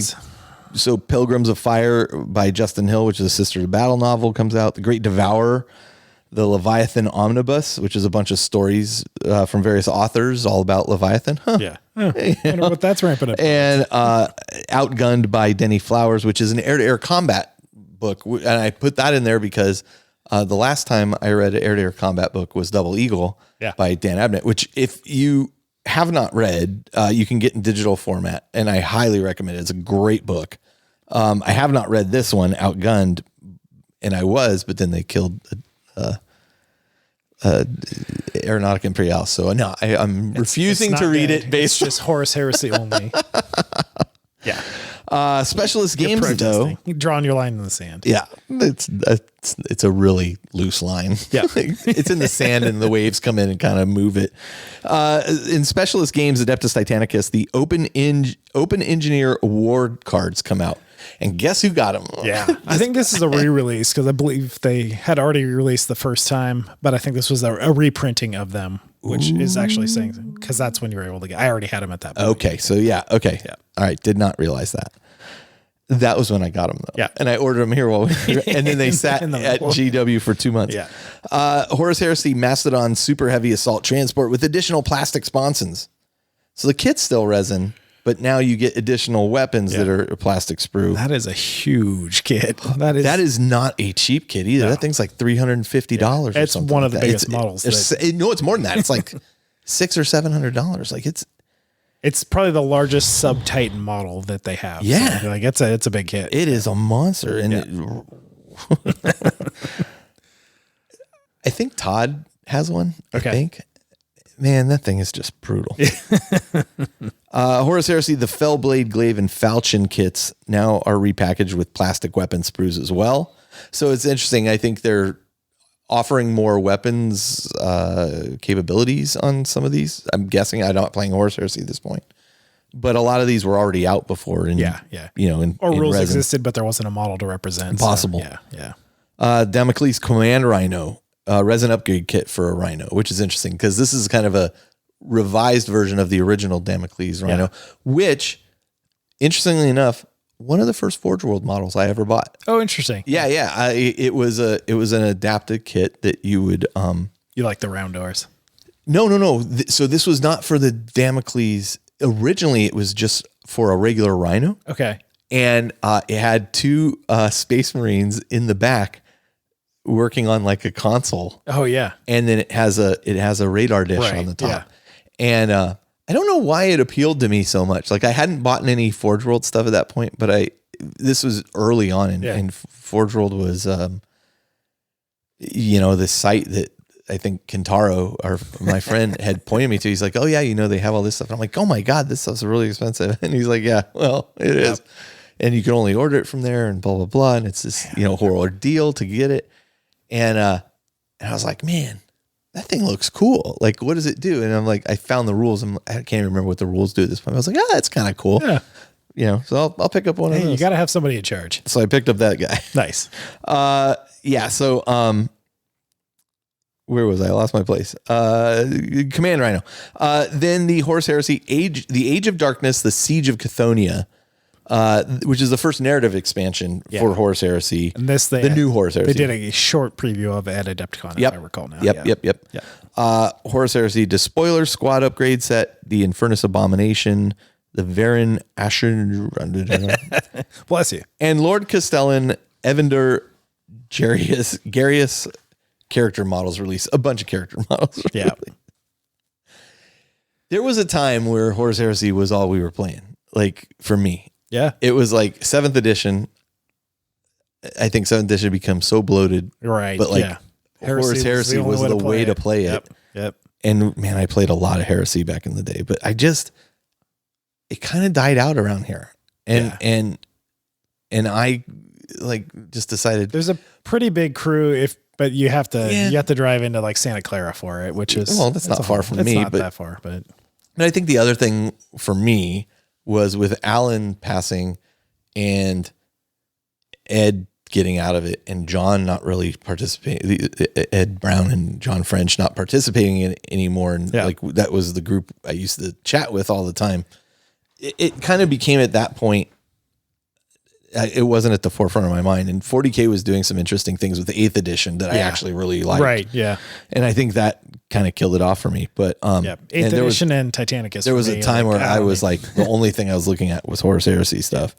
Necromunda Outland Beastmaster with Millisars comes out. This guy's cool. Fun models. Yeah. Yeah. Super cool. The Horus Heresy Decurion Sagittar, an Imperial Fist tank marksman. So this is like he sits in the top of the tank. He's like pointing. Yeah. kind of half a model. He's got a laser pointer. And the Horus Heresy Librarian Console comes out. And he's okay looking. Yeah. I'm also not that impressed with it. Yeah. There's one we'll talk about later that looks really cool. This guy feels like it almost felt like a step back in design quality for me. So wasn't a huge fan. Well, after Nikea, the librarian there you go. got disbanded anyway, so they kind of phoned that one in. How'd that work out for the Space Wolves?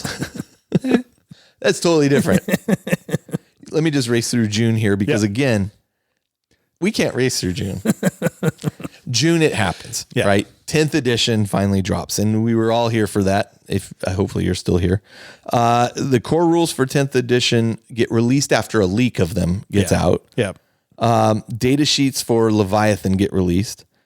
Space Marine, and before Leviathan, Space Marine Heroes, these blind boxes of Death Guard, all come out, so you can blind box buy these, which is cool if you're playing Death Guard. So those used to only be available out of country, like Japan specifically. Yeah, it was kind of a random blind buy. You didn't know what you were getting. I think even the boxes you buy have Japanese characters on. Yeah, they probably do, but they were available in the US. Yeah.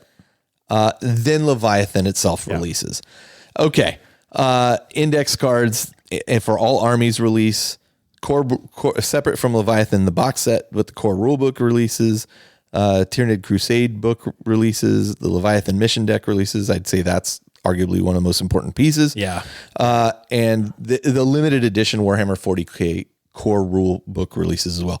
I don't buy limited edition core rule books anymore. Rules especially. And considering that my Leviathan book is on the verge of falling apart, like I'm like, should have bought the special edition.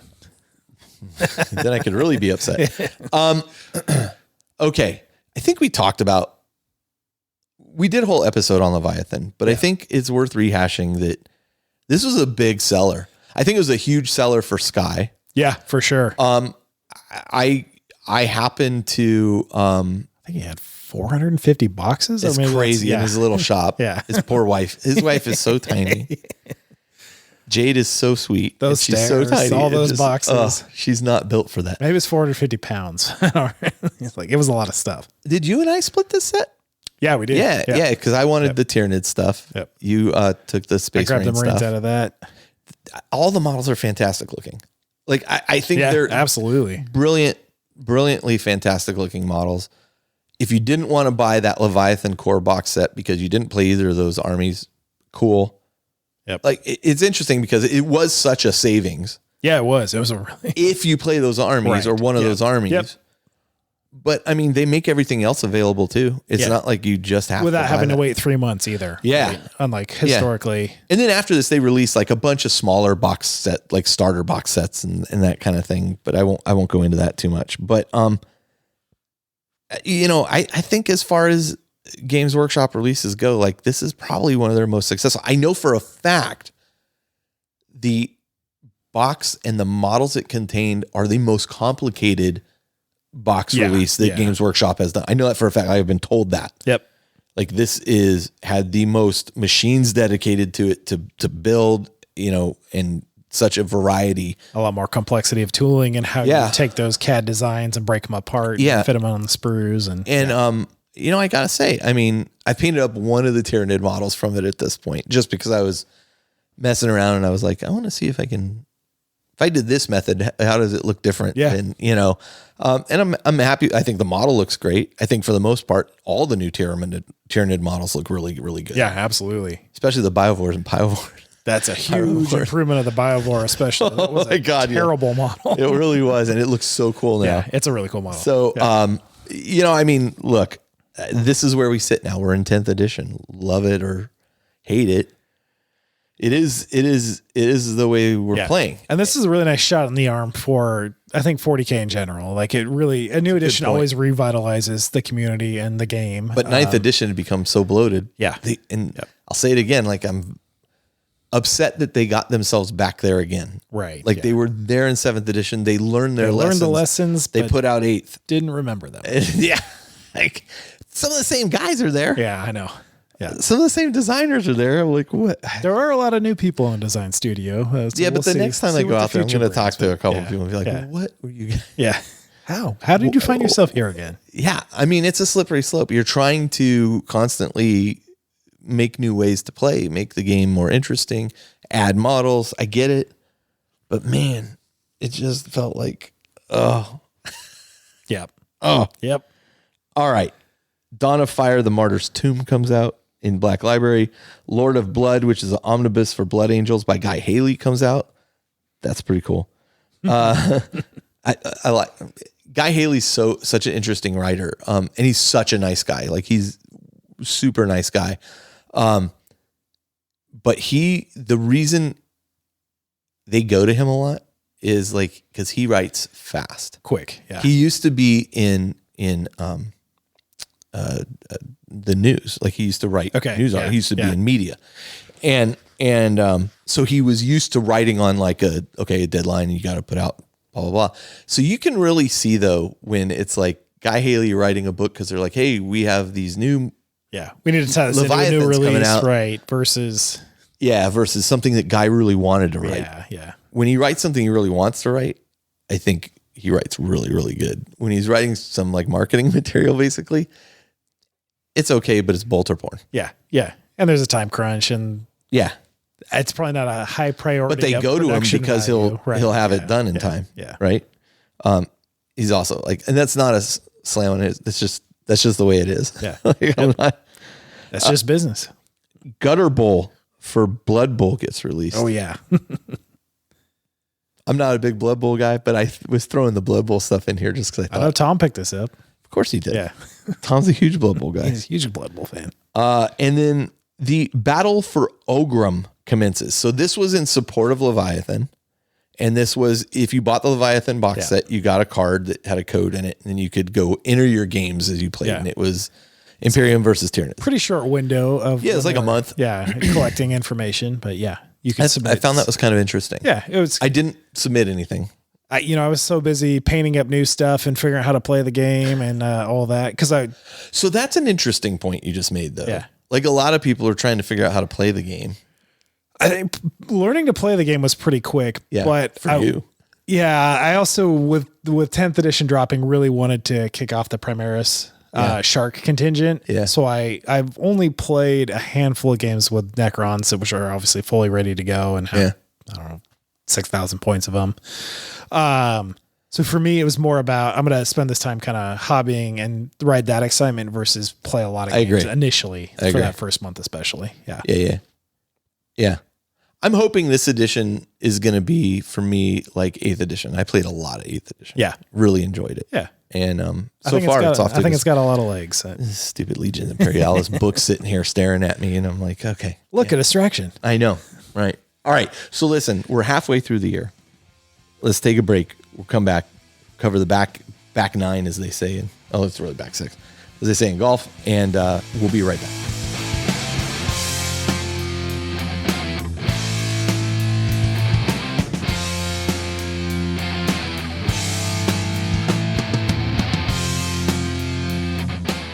All right, we're back, and we're closing out the last half of the year, 2023.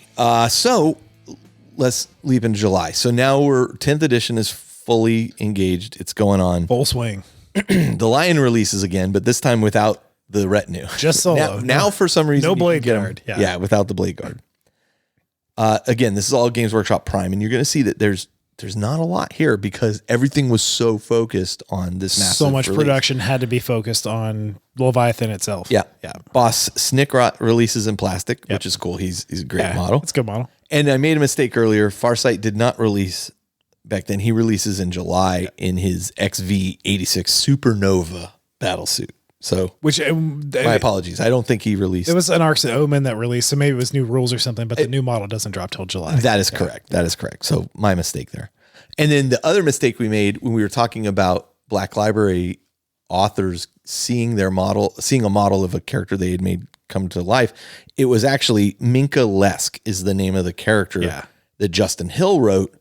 That's part of the Cadian group. And that model gets released in July as well. So Shadow of the Eighth novel gets released by Justin Hill, which is more of the Minka-esque story. So it kind of comes in parallel with that. Harrow Master from Black Library, which is Mike Brooks, released a book. It's an Alpha Legion warband, and a Tanith Regimental Standard goes on sale from Black Library. And this is literally a standard you can buy and hang on the wall. Yeah. Again, something I didn't buy. Did not pick that up myself. I got enough stuff on my walls around here. Yeah. I don't need any more. I actually changed out one of these pictures. Oh, nice. So all the pictures I have, I didn't notice. I would get, I would get, Black Library and Games Workshop would come out with calendars each year, and they've stopped doing it. But they came out with like the Black Library calendar, and then they'd come out with the Horus Heresy calendar, I think was the other one. And so I would buy them because they were really big, and you could buy frames at Target and that had what do they call this? A mat. A mat, border around it, and they would fit perfectly in there. And so those have been hanging around the Astronomicon for years now. But I pulled one out that, some of I just I was like, well, this is the best picture of the pictures remaining, so I'll put it in there. Yeah. Actually up there in the corner is the cardstock Leviathan box art. Oh, yeah. Okay. That cool. came out. Nice. Because that's a great, the dual, like the Terminator really cool, the Tyranid. That's cool. So, and those fit perfectly in these frames that you can get at Target as well. So, what else do you do with that? They throw them in there too. Yeah. So yeah. Wonder if I have the Chaos one still, because that was a good one too. I've got the Legions of Imperial. Actually, no, I don't. I just recycled it. Of course you did. Okay, so where was I? The Specialist Games Necromunda new core rulebook comes out, new and improved. Sons of bitches. So this does a fun little job of updating actually a couple rules in how the game plays. It actually adds a little bit of modern game design in there. Okay. Nothing. Which is interesting because Necromunda, in all honesty, is still building off a dated system. Super fun, but it is the oldest and clunkiest of the rule sets. Yeah. Just because it's pretty true to its original 1995 core. I would say it's clunky because it's granular. There's a lot of granularity in it. Yeah. And there's also there's so much more interactions in it because you got 3D terrain, you've got cover, you've got like different stats with initiative to see if you fall off a garter. And the interesting thing is it can be granular because it's only like 10, 12 models. Yeah, right. Exactly. It's a skirmish game. So you get to go deep because you don't have that much to worry about. Right. So yeah. Right. I think this is a great addition to Necromunda. Bolt Gun, the video game releases. Yeah. Did you get this? I did. I haven't finished it. I got to like the very end. I can't beat it. Oh man. I don't have that Twitch technique anymore. I played probably 5 levels and actually was having a lot of fun with it. Just seeing it bring 40k to life in that kind of the silly old school Doom first person shooter format. Yeah, it's fun. It's a good little game. And then Battle for Ogrum concludes with the Tyranids winning 53% to Imperial 47%. Yeah, pretty close. But Tyranids take the W. Which is great. What does because it mean? when I ran a Tyranid campaign, we got our teeth kicked in. And that was the problem with Tyranids in 7th edition. Yeah. They were just that was brutal. All right, August. Go for it. All right. Space Marine Vanguard Task Force kicks it off. This box set. This is all the Phobos joined with flying suppressors. This is just a rebox of existing models, so nothing particular new or exciting, but it does put them all in one convenient place. Same with the next one. Yeah. Repackaging of Lieutenant with Storm Shield and Captain with Relic Shield. Again, these are models that had already existed. But they were only available in larger box sets at that point. I believe, were specific to Indomitus. So I think this is the first time since Indomitus these models actually come out. So if you're really going after those, that's kind of a big deal, but you could have found them on eBay or something separately. Or repackaging of Chaos Space Marine, Master of Possession, which is a fantastic model. Yeah. I have two of them. Oh, nice. Because I had collected both 2 Chaos sides of that thing. Always two. Yeah.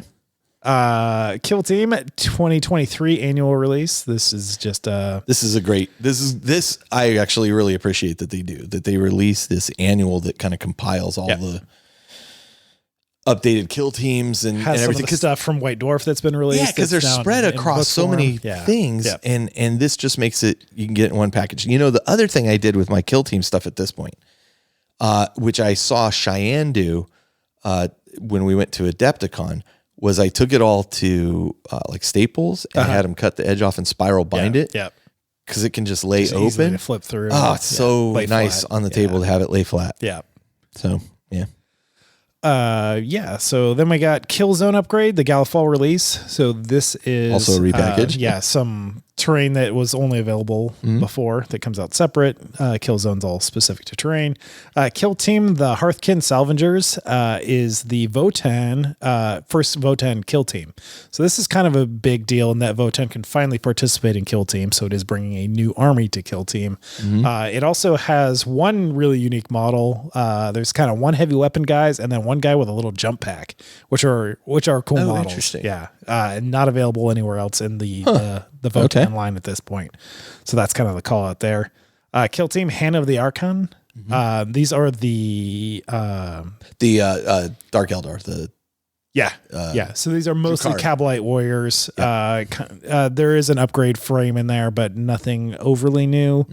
Kill Team Inquisitor Agents releases individually, so not part of the box set anymore. Right. This is just the Inquisitorial Agent box. Again, fantastic models. I will absolutely pick up this box just to have it, even though I'm not necessarily going to play with it. The Kill Team, the Felgor Ravengers. So happy to see Beastmen come back to the 40k universe. Really cool models. I know Brian, I think, picked up a couple of these, and I haven't seen them on a table yet. Now, technically, Beastmen have been back in the Thousand Suns with the Zangor. Yeah, that's true. They are a kind of Beastmen. But yeah, these guys are the classic Beastmen. Yeah. Very cool. And the fact that it's 40k specific with chain swords and pistols and things like that, just really cool. Love the aesthetic of this. And they have been kind of missing from the greater 40k presence for a good while. You think they're going to bring them out with the Chaos Space Marine Codex? You think they'll be included? Yeah, I wouldn't be surprised. They should. Worst case scenario, you can use them as cultists or something. I would totally like that. add them. Like just one for one. But I think I could just use them as cultists. Yeah, I think it'll work either way. But I wouldn't be surprised if they get their own entry. That would be really cool, actually. Yeah. Oh, yeah. Yeah. Okay, so there have been other Age of Sigmar things that have been going on here, but this is one that I felt like we needed to call out. Yeah. So Age of Sigmar Cities of Sigmar Army set releases. Yeah. These are amazing looking models. And I just I think there was a lot of hype generated about them, and I knew a lot of people were excited about them. I'm not playing this right now, and if you don't follow Age of Sigmar, this is your kind of everyday average human faction, which has been sorely lacking. Empire kind of rolled into Cities of Sigmar. This is really, it's a fresh start of just your base level, not chaotic humans in Age of Sigmar, and the models are fantastic. Yeah. The End and the Death Volume 1 gets released in hardback at this point, but we've already covered that. It's not the special edition at that point. Siege of Terra, Devastation of the Imperial Palace interior map gets released. Didn't buy this either. Yeah. I learned my lesson by this point. I'm like, why am I? It's a map of space warfare of Terra. Well, it's a map of the interior of the palace being destroyed. So, I mean, it has some interest. Cool to look at, but but do I need Don't need to put on my wall? No. Yeah. Stop agreeing with me. Specialist Games Horus Heresy releases the Imperial Fist Praetor. Very cool. Yeah. And the Loyalist Champion console gets released as well. Yeah. These are just kind of, you can use them for the various consoles of Horus Heresy. Also, the Space Marine 2 beta signups and the trailer gets dropped at this point. And holy God, that game looks so amazing. It does. And I'm so glad they went with Tyranids as the main villain. Yep. In this one, I mean, it was orcs and chaos last time. Orcs and a little bit of chaos. Yeah, but man, the scenes they showed, I was so disappointed when we heard it got delayed. Yeah. Because that's all right. You got Rogue Trader to play. You know what? It'll come out just in time. Jesus. Could you imagine if it had come out at the same time? Like Independent Characters is going to be 2 months late. We're just reviewing video games. Video games at this point. Yeah. All right. September. Here we go. GW Prime. Tyranids Combat Patrol gets released. So here are we starting to see the combat patrols come out. Yeah.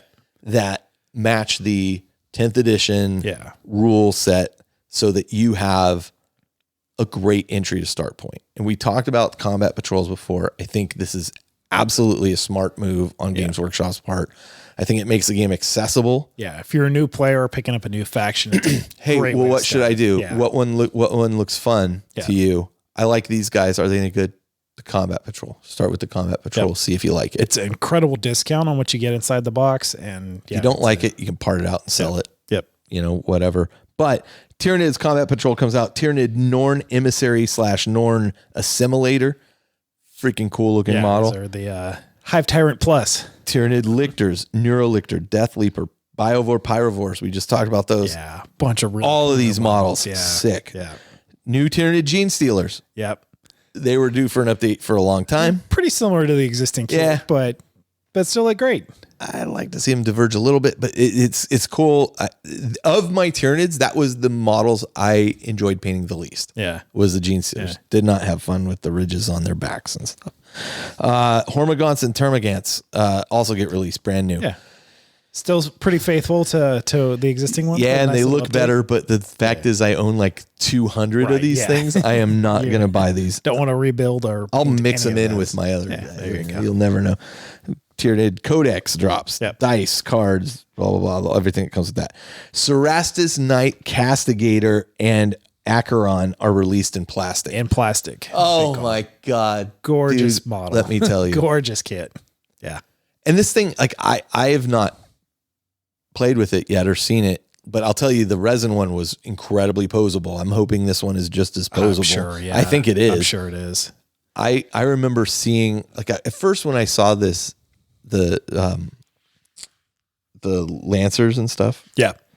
I wasn't all that impressed with it. I was like, yeah, okay, it's a okay looking model. Like I liked the top and everything, and then when you went to Forge World, when you went to Games Workshop Warhammer World, and they had a whole separate Forge World area and store, they had them assembled there, just assembled, not painted, so you could see the components and what you get. Yeah. Like this is what you get, how big it is, and and they had one posed there, and it was in such a cool pose. I was like, oh, that's a very cool model. And it's so interesting that can change your opinion on something. Yep. So drastically, mine anyway. Classic terrain kits are made available for a period of time. We had talked earlier about the Aegis Defense line, but here we get it again, including the Trench line, the Aegis Defense line, the Planetary Empires landing pad, and the Tower bunkers get released again. Those are great kits. I mean, they've been around. Great terrain. I guess they just do runs of them for a while now. I mean, that kind of makes sense in a way. I don't remember if this was a kind of a last chance to buy, or I don't think it was. I don't think it was. I think they have it. I mean, now this stuff is all printed in China previously, whereas most of their stuff is printed in the UK and built in the UK. So it's very interesting. I imagine they kind of just place an order for it and say, hey, right. And I guess it's a good time for it. You've just had 10th Ed come out, and you're like, oh, people are going to be bucking for some terrain. Yep. Get some new terrain. Yeah, here's especially for new players. Yeah. Yeah. Yeah. And again, they're pretty maxed out on production in the UK with everything that they're doing. Right. Yeah. Actually, that's a really good point. So being able to just put an order in and get a cargo container shipped to wherever. At 3 times the cost of what cargo containers used to cost. Specialist Games, Horus Heresy releases Mark III Iron Armor Tactical Squads. Yeah, it's plastic Mark III. Yep. Deradeo. Yeah. Dreadnoughts in plastic, Yep. which is honestly, I don't care for this model. It is my least favorite aesthetic. Stop agreeing with me. It's the boat. The boat chest. Like this model had so much potential. Had they not just done that weird round conical at the same time? Yeah, I don't get it. Not a fan. It felt like maybe it was influenced by like anime type of models or something. But the chest blows it for me. These are coming into Legions Imperialis as well. There'll be one of the next things to release. And like rules wise, they're like great. I just don't like the aesthetic of this model. So I'll probably pass on them. That's what you say now. You're going to get them. We'll see. Horus Heresy Legionis Astartes Battle Group box set, which contains 30 Mark III tactical space marines, a Deradeo Dreadnought, and a Land Raider Proteus. That's a pretty good deal, actually. Yeah, this is if you're jumping into Horus Heresy, here's a great place to start. That's where you start. Yeah, that's where you start. Blood Bowl comes out with a vampire team. Yeah, super cool. It's super cool, and a very prominent female vampire featured in that. And they're pretty big deals. Aaron he used to play a vampire team, and he played like vampire hobbits or something. Oh, yeah, I remember. And like he had cheerleaders. Yeah, and he painted like bite marks on their legs. Yeah. Little short vampires. Yeah. That's as high as they could reach. They couldn't get the neck. October. Look at this. Yeah. So now we're seeing like the floodgates kind of opening. Yep. October kicks it off pretty big. So Space Marine Codex drops with the data slates, cards, and new dice for that. Mm-hmm. Chaplain and Terminator armor, one of the few new models for that. What do you think about this guy? I don't love it. I'm looking for stuff that you and I don't agree on here. I also am not a huge fan. The issue with it is I actually preferred the bulkier look of the old one. The chunkier, like the more realistic skull of the mask. This one is more of almost like I don't know. It's kind of a cartoon skull mask to me a bit. And actually it's the chest for me that really doesn't do it, is that it doesn't have the Aquila on the chest. Mm-hmm. It has kind of venting that looks more like chaplains always have like that kind of bone rib thing going, but this is it's a Terminator. So something about that translation for me just doesn't quite do it. And then there's because he's not as bulky as the older Terminator variants were, there's just a little bit more kind of dead space in the model. Yeah. I agree with 100% of what you just said. Yeah. In addition, my favorite of the Terminator chaplains is the original metal one. Yeah. Like even better than the plastic one they came out with after. It felt like they just threw a bunch of stuff on them. Yeah. Like that original one is just one of my top models of all time. So it's very hard to beat, but I don't think it does. That's why I asked you. Yeah. I was really hoping you would be like, I really love it. I'd be like, I don't like it. It's not a bad model, but it's just, there's better. Yeah. Yeah. Okay. We've seen it done. Okay. Space Marine Terminator, the Primaris size, the scale Terminators. These again released in the Leviathan box set for the easy to build version. So this is the box that is everything, more weapon options, things like that. These are incredible. I really enjoyed painting these. These are kind of the most fun I've had painting Marines in a while. Was the new Terminators. Awesome. Yeah. Space Marine Captain in Terminator armor. So awesome model. Again, same thing from Leviathan, just available individually. Space Marine Jump Pack Intercessors. At long last, we have Jump Pack Intercessors.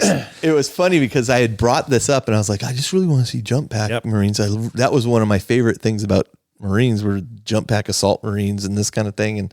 And then somebody in the know was like, hey, by the way, look at this. And I'm like, oh man, I called it. So I'm glad it finally got there. It's so good. To go with them, we have the Captain with Jump Pack. Yeah. These are actually the next 2 units on my painting queue for Sharkadons. Getting some Jump Pack Assault Intercessors. Flying sharks. Yeah. Yeah, you can't beat it. It's like Sharknado. There you go. That's the unit. That's the unit name. You heard it here.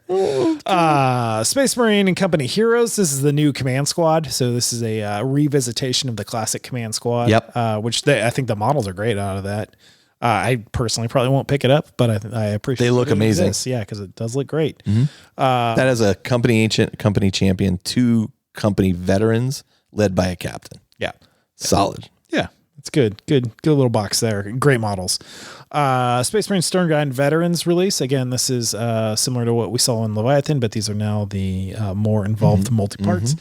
Space Marine Scouts are announced, and we had seen a preview for those, but I don't think the box actually released because that is only just now coming out with Kill Team. So, which ones? The Scouts? Scouts. Oh, so it was announced, but never. I think we had a delay there. I may have jumped the gun.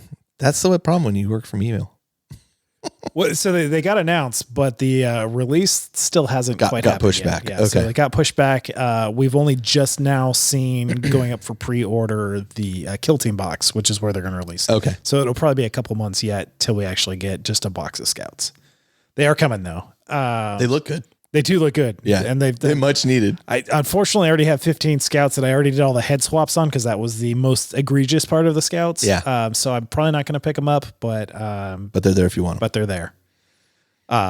Space Marine Brutalis Dreadnought. So it's finally available on its own because before, again, it was only available in that box set. And the Combat Patrol Space Marine box set is released. So a great way to start jumping into Marines. If that's something you're interested. Age of Sigmar, we have the Ionis Scythe Cryptborn, and his Stormdrake guards. Yeah. These models are incredible. So good. Dude, they're so cool looking. That's the only reason I include them here. Because they were just awesome.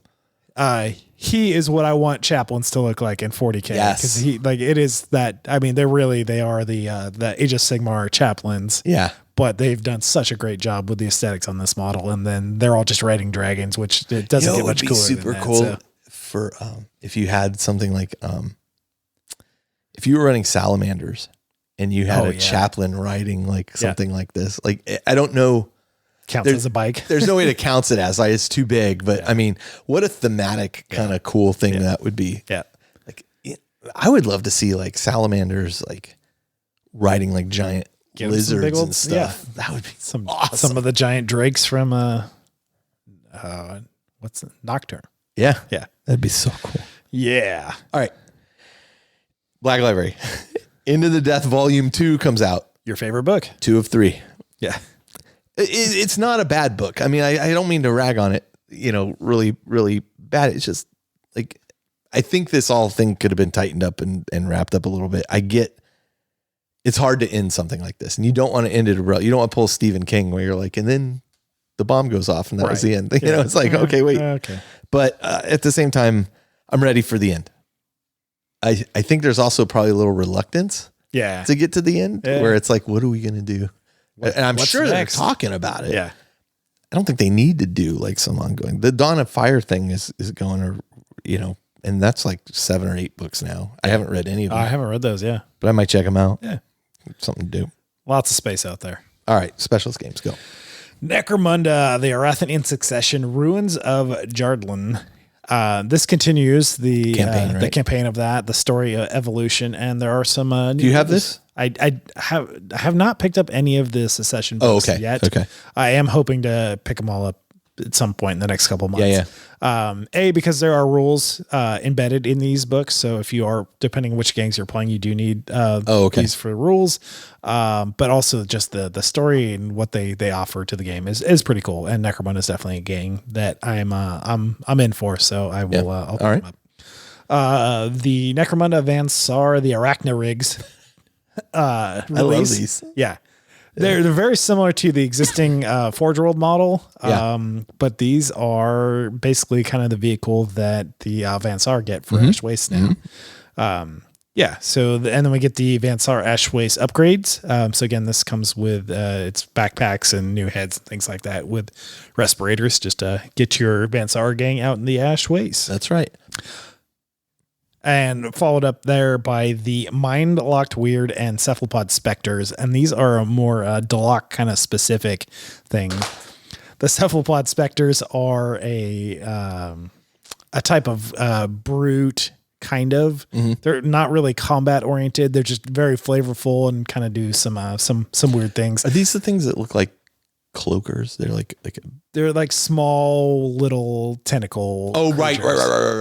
So the cephalopod specter is the big one. Okay. The cephalopod specters are the more kind of small, less combat oriented. Wait a minute, back up. You just said the cephalopod specter is the big one and the cephalopod specter is the small one. What's the big one? I thought that's what you said. I may have been mistaken. Oh. Now I'm blanking now that you all right, that's fine. That's fine. Anyway, this guy gets released. Yeah. So the Mindlock Weird is a pretty cool model. Yeah. It doesn't look Deloc-esque, but it's very fitting. This actually is more playing into some of the houses that you are able to bring in as allies in Necromunda now. Yeah. So this is kind of Deloc have mind-locked the Psyker, and now they're using them as a combat asset. And then the cephalopod specters. Oh, sorry. The other one was the Piscean specter is the combat That's one. it. Yep. So That's it. I did mix that up in my head there. I don't know how you keep it all straight. I got a lot of games up here. Yeah, you got a lot of stuff up there. Anyway, super cool, very fun thematic Necromunda weirdos that are dropping there. Then the Blood Angels Assault Intercessor from Bandai gets released. The big boy. One thing I realized we didn't cover in this was there's that other company, I can't remember their name off the top of my head, that are making the 4 or 5 inch tall Marines. I think they're McFarlane, right? No, they're not McFarlane. Well, McFarlane came out with a bunch because they were doing the unpainted ones. So they do those the artist too. Series, right? But then there's another company that came out and they're like 4 or 5 inches tall. And they have like a whole, they have one of the huge dreadnoughts that the guy rides and they have like a whole set of, They're not cheap, but they are really cool looking. That's cool. They exist. They're really cool looking. So then we get into November. Yes. And this period that we've just gone through July to now is like, I haven't bought a lot of the Tyranids that are there, even though I want them. Yeah. Now, some of that is just, I know I'm not playing Tyranids right now, and I'm trying to get a grip on, I'm trying to just buy what I'm actually going to play now. Get your whereas Black before Legion I to was a just good like place, crazy. Jump in with whatever he calls you next. Yeah. So that's why I've kind of held off at that point. But here's where I think the genius of Games Workshop's plan here is playing out. And we've talked about these battle forces for or not battle. What do they call it? Combat patrols. The orcs get the Beast Naga Stampede. These battle forces? These are actual battle forces. Yeah. Oh, I'm sorry. So these are like the holiday special army in a box deals. That Right. Okay. Ignore what I just said. This is not where the genius comes in. This is still okay, but I think where the genius comes in is where they start releasing the combat patrols, actually. And a lot of at this point, it's worth saying for combat patrol is that a lot of those combat patrols have released, even though the codexes aren't out. That's right. A few of them, like the Necrons, they do hold off to releasing till that codex comes out, which we'll talk. Oh, interesting. Talk about shortly. But okay. So that you're right. These are the holiday, coming up. We got these kind of holiday specials coming up. Yeah. And they're a really good deal on models of what you get in. Yeah, the orcs with the Beast Naga Stampede. The Tyranids with the Onslaught Swarm, the World Eaters with the Exalted of the Red Angel. Yeah. The Astra Militarum, which have the Cadian Defense Force. And that's the new Cadian models. Cadians, and I think it's 2 Rogaldorns in there. Yeah, I think so. The Red Angel one comes with Angron. Yeah. Leagues of Votan, the Defenders of the Ancestors. Space Marine Spearhead Force, and the Red Gobo's Surprise, which is a holiday miniature. Yeah. That's the Red Gobo. Yeah. So, it's cool. I never really buy the holiday. If you're starting a new army and it's these are cool. I mean, like the holiday. the Red Gobos. Yeah. I'm not the kind of person that's going to buy that up to paint it. I know there's a audience for that out there. It's definitely, if you're a collector, it's fun. Yeah, it's fun. If you're an orc player or a collector or whatever, it's fun how that. But yeah. So. Then in the specialist games area, Horus Heresy has the Trader Champion console. Earlier, as you recall, they had the Loyalist. Yeah. They had and they released Fulgrim Transfigured. And I know there's a lot of drama around this model because it's a resin model released for Horus Heresy. Yeah. And people are, why didn't they release as a dual thing? Well, if you look right now, they haven't really done any there's not really any Slaanesh or Emperor's Children in 40k. Very minimal. I'm curious if they're moving away from it. And here's my suspicion. I'm curious if they're moving away from that with Vashtor kind of taking that place. He is trying to become the 5th Chaos God. Right? Yeah. Or if they're just not sure what they want to do with it. And I really hope they don't get rid of it. I think they're going to do it justice. So we have, I hope so. We have Thousand Sons, we have Death Guard, we have Khorne, like well represented with Berserkers, Angron, etc. And I don't mean to cause any panic there. Like I don't have any inside information. Yeah, I'm just my suspicion is that they're actually going to release some dedicated like Slaanesh Emperor's Children models probably in the next year when the Codex comes out. Maybe I hope so. Like we'll see. Interestingly enough, I have a bunch of Cacophony Marines. From the Horus Heresy stuff. You could play him as Noise Marines. Well, that was my intention. Yep. I'm wondering if I shouldn't offload him right now that he has come out, because this model. Yeah. Now listen, I talked about the Lion before. This model was not on the list of best models of the year because I think it's in resonance. Because it's This is holy God. This is incredible. Now I look at it too and I go, man, that looks fragile. It's the best model I would never want to play with. Yeah. It is incredible. Somebody in our community is painting it up right now. He just finished assembling it. And I was surprised at how big it was too. Yeah. I mean, its wingspan is big. It's fragile. It's gorgeous. Lanky and it's beautiful. It is the best of what they can do. Yeah. It really is incredible. Yeah. And I'm also disappointed it's not in plastic. Yep. I totally agree. But it is what it is. Yeah. And you have to admit, like, that is a phenomenally cool looking model. I'll be curious to see if they do it in plastic, what it comes out and looks like. But the fact that they've done it in resin tells me the plastic's got to be off for quite a ways. Yeah. Yeah, I think so. And if they do so, I have a feeling, I don't know Fulgrim's lore as much from 30K to 40K and how the evolution goes, but I can only imagine he goes further down the deep end. So, like early on, he's already down the deep end. Yeah. Like he's already transfigured by the time Siege of Terra is as soon as he gets that sword. Oh, he's nuts, dude. But so I'm only assuming 10,000 years later, and with all the warp time. That's and a good all point. That, like you can kind of go even more crazy. Further. I think they will if they come out with a plastic kit. My fingers are crossed. My fingers are crossed for people like Justin who are super into Emperor's Children and that kind of thing. Like, and I think it's a great army. I would love to see it represented on the table in a really great fashion. I really hope. Like, it just seems like it hasn't gotten love in so long. Yeah, but Slaanesh is so tied into the Eldar backstory and all of that man, I can't say how you remove it. There's still good representation in the demon line and in fantasy. Yeah. But way less so in 40K. Yeah. Aside from demons. I just like to see it. Yeah. That should be the next thing. But Chaos player talking. Necromunda comes out with Urson Grimjarl, the Jodlin Nomad Hunter. He's a squat. And Orin Grimjarl, the last Charter Lord of Jardlin, also a squat. So I think people are very excited to see squats in Necromunda again. And these are proper squats. These are not Rotan. They are the actual, the ancestral squats. The real deal. Yeah. Why don't you bring us home with December? So it's been a busy year here, but let's bring it home with everybody's favorite Necrons. It's Necron Codex release. Do you like Necrons? I do like Necrons. You know what? I don't. That's good. Yeah. We don't agree on everything. We do agree on a lot. We agree on a lot. And some of the new models are really cool. Yeah. I just don't like fighting them.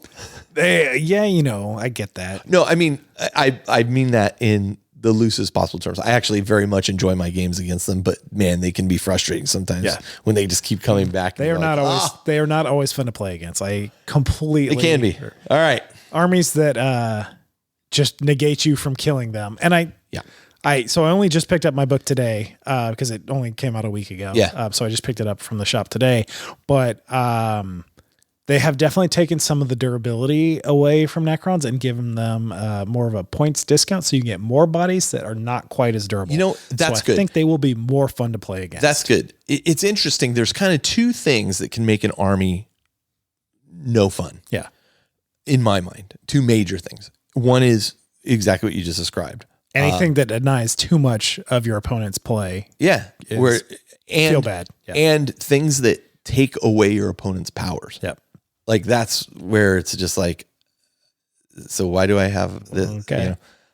My special is not the right flavor of special. So I think those are two things, and it's difficult. Like I get it's difficult to balance it. Yeah. So I'm excited to hear that you may get more. I'll be curious. Let's play them. Yeah, I'll be very happy to jump into these. My next game of 40k will very likely be a game of Necrons because I have, again, thousands of points of them ready to go, fully painted, and excited with the new release here. Coming along with that, we have the Royal Warden, which is a re-release of an existing model. This was available in Indomitus, so I think this is the first time it's actually available separately. Overlord with Tachyon Arrow, again, was previously available in Indomitus, and this is the first time available separately. It's a great model. The Overlord with Translocation Shroud. This is a new model. So this is an Overlord who is actively in the process of translocating using Necron's teleportation abilities to move from one spot to another. I've heard pretty mixed things about the model. Most people don't like it. I think it's cool and fitting for the theme. I think it's super cool. I don't personally have a need to pick it up because I have a ton of Necrons already. But it, I think it's cool and it's fitting. I think it's super cool. Necrons are, the cool thing about Necrons is like they are using science. Their science is so advanced that it's the point of magic, right? So this is super science. Yeah, it's super science, exactly. So seeing that represented, so it is something that looks like magic, but the way they've represented the model, where it's kind of this digital technological magic, I think they've done a great job. Yeah. So yeah, that's pretty neat. Then we have the Orokin the Diviner. Again, this is a new model. But they've removed some character models, right? From the codex, is my understanding. Yeah. So there were a ton of Finecast special characters before, and they have pared down that from what I've seen and heard so far. What? Nobody wants a Finecast model. Nobody wants Finecast models. But I used to be there were a lot of special characters, and several of which never got models. Yeah. So they've. I'll kind of mea culpa this. Like I used to be like, Finecast is fine. It's fine. Because I was playing Marines. Yeah. And like the Marine Finecast generally, and I was playing Death Guard, was fine. You know, like I didn't see what the problem was until Alan Bly at one point. He's like, I bought this Finecast Necron because he played Necrons. Right. I bought this Finecast Necron and he like did something and it was hollow inside it because it just crumbled. There was fell apart because there was nothing to return. Nothing to return. This pile of dust. Yeah, that's all he brought back. Yeah. Like you think he was playing Thousand Suns? Yeah. There you go. All this dust. So this is a plastic revision of existing Finecast model. Okay. And it's a great model. Combat Patrol Necron box set. So all these models were previously available, but now it's available in the Combat Patrol. This is one of the few that didn't exist or was not readily available for some of the factions. Then we have Imhotep the Stormlord. Again, already existed in Finecast, but this is a new plastic revision of this. Very cool model, nice and dynamic. Well done. We get the Adeptus Mechanicus Codex as well and data cards to go with that. Yeah. Which I have not heard much about yet. I haven't heard anything about it yet. Again, this only came out a week ago, so we'll see. There are then to go with that, the one new model that comes out with that is the Sidonian Skartaros. This is the Stilt Sniper. What do you think of this guy, Josh? I love it. It is. Are you kidding? No, I hate it. Oh, thank God. I'm not a fan of this at all. It's the most. I was so excited that you and I were about to have a big disagreement. This is the most wackadoo thing I've seen. God, I hate it. I don't understand the aesthetics. I don't understand the functionality. I hate it so much. And if you defend this thing, my question is why? It's so dumb. Yeah. It's so he can see over other people. He can see over rocks. He got go-go gadget legs on this guy, and it's so dumb. I hate it. I hate it. And nothing anybody tells me is going to make me like it. If you like it, I'm happy for you. Yeah, good on you. It's not. But it's not no, for me. Yeah. But no. Why? How? Yeah, exactly. There are just some things that you go like, how did this make it through? Anybody? Was somebody afraid to tell somebody like this is really not good? Yeah. Because I'm sorry, this is. Jervis Johnson's kid designed this model. If my favorite model of the year is the Lion. Yep.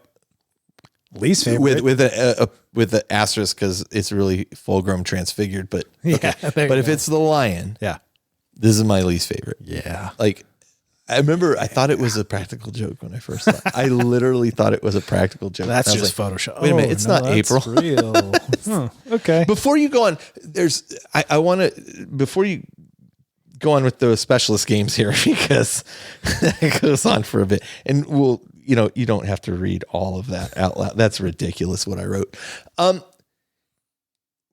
We did forget to mention a couple things here as it's occurring to me. First off, the combat patrol boxes I didn't put in here for some reason, and I don't know why, because I think that was such an important part that's true. Of what they've done.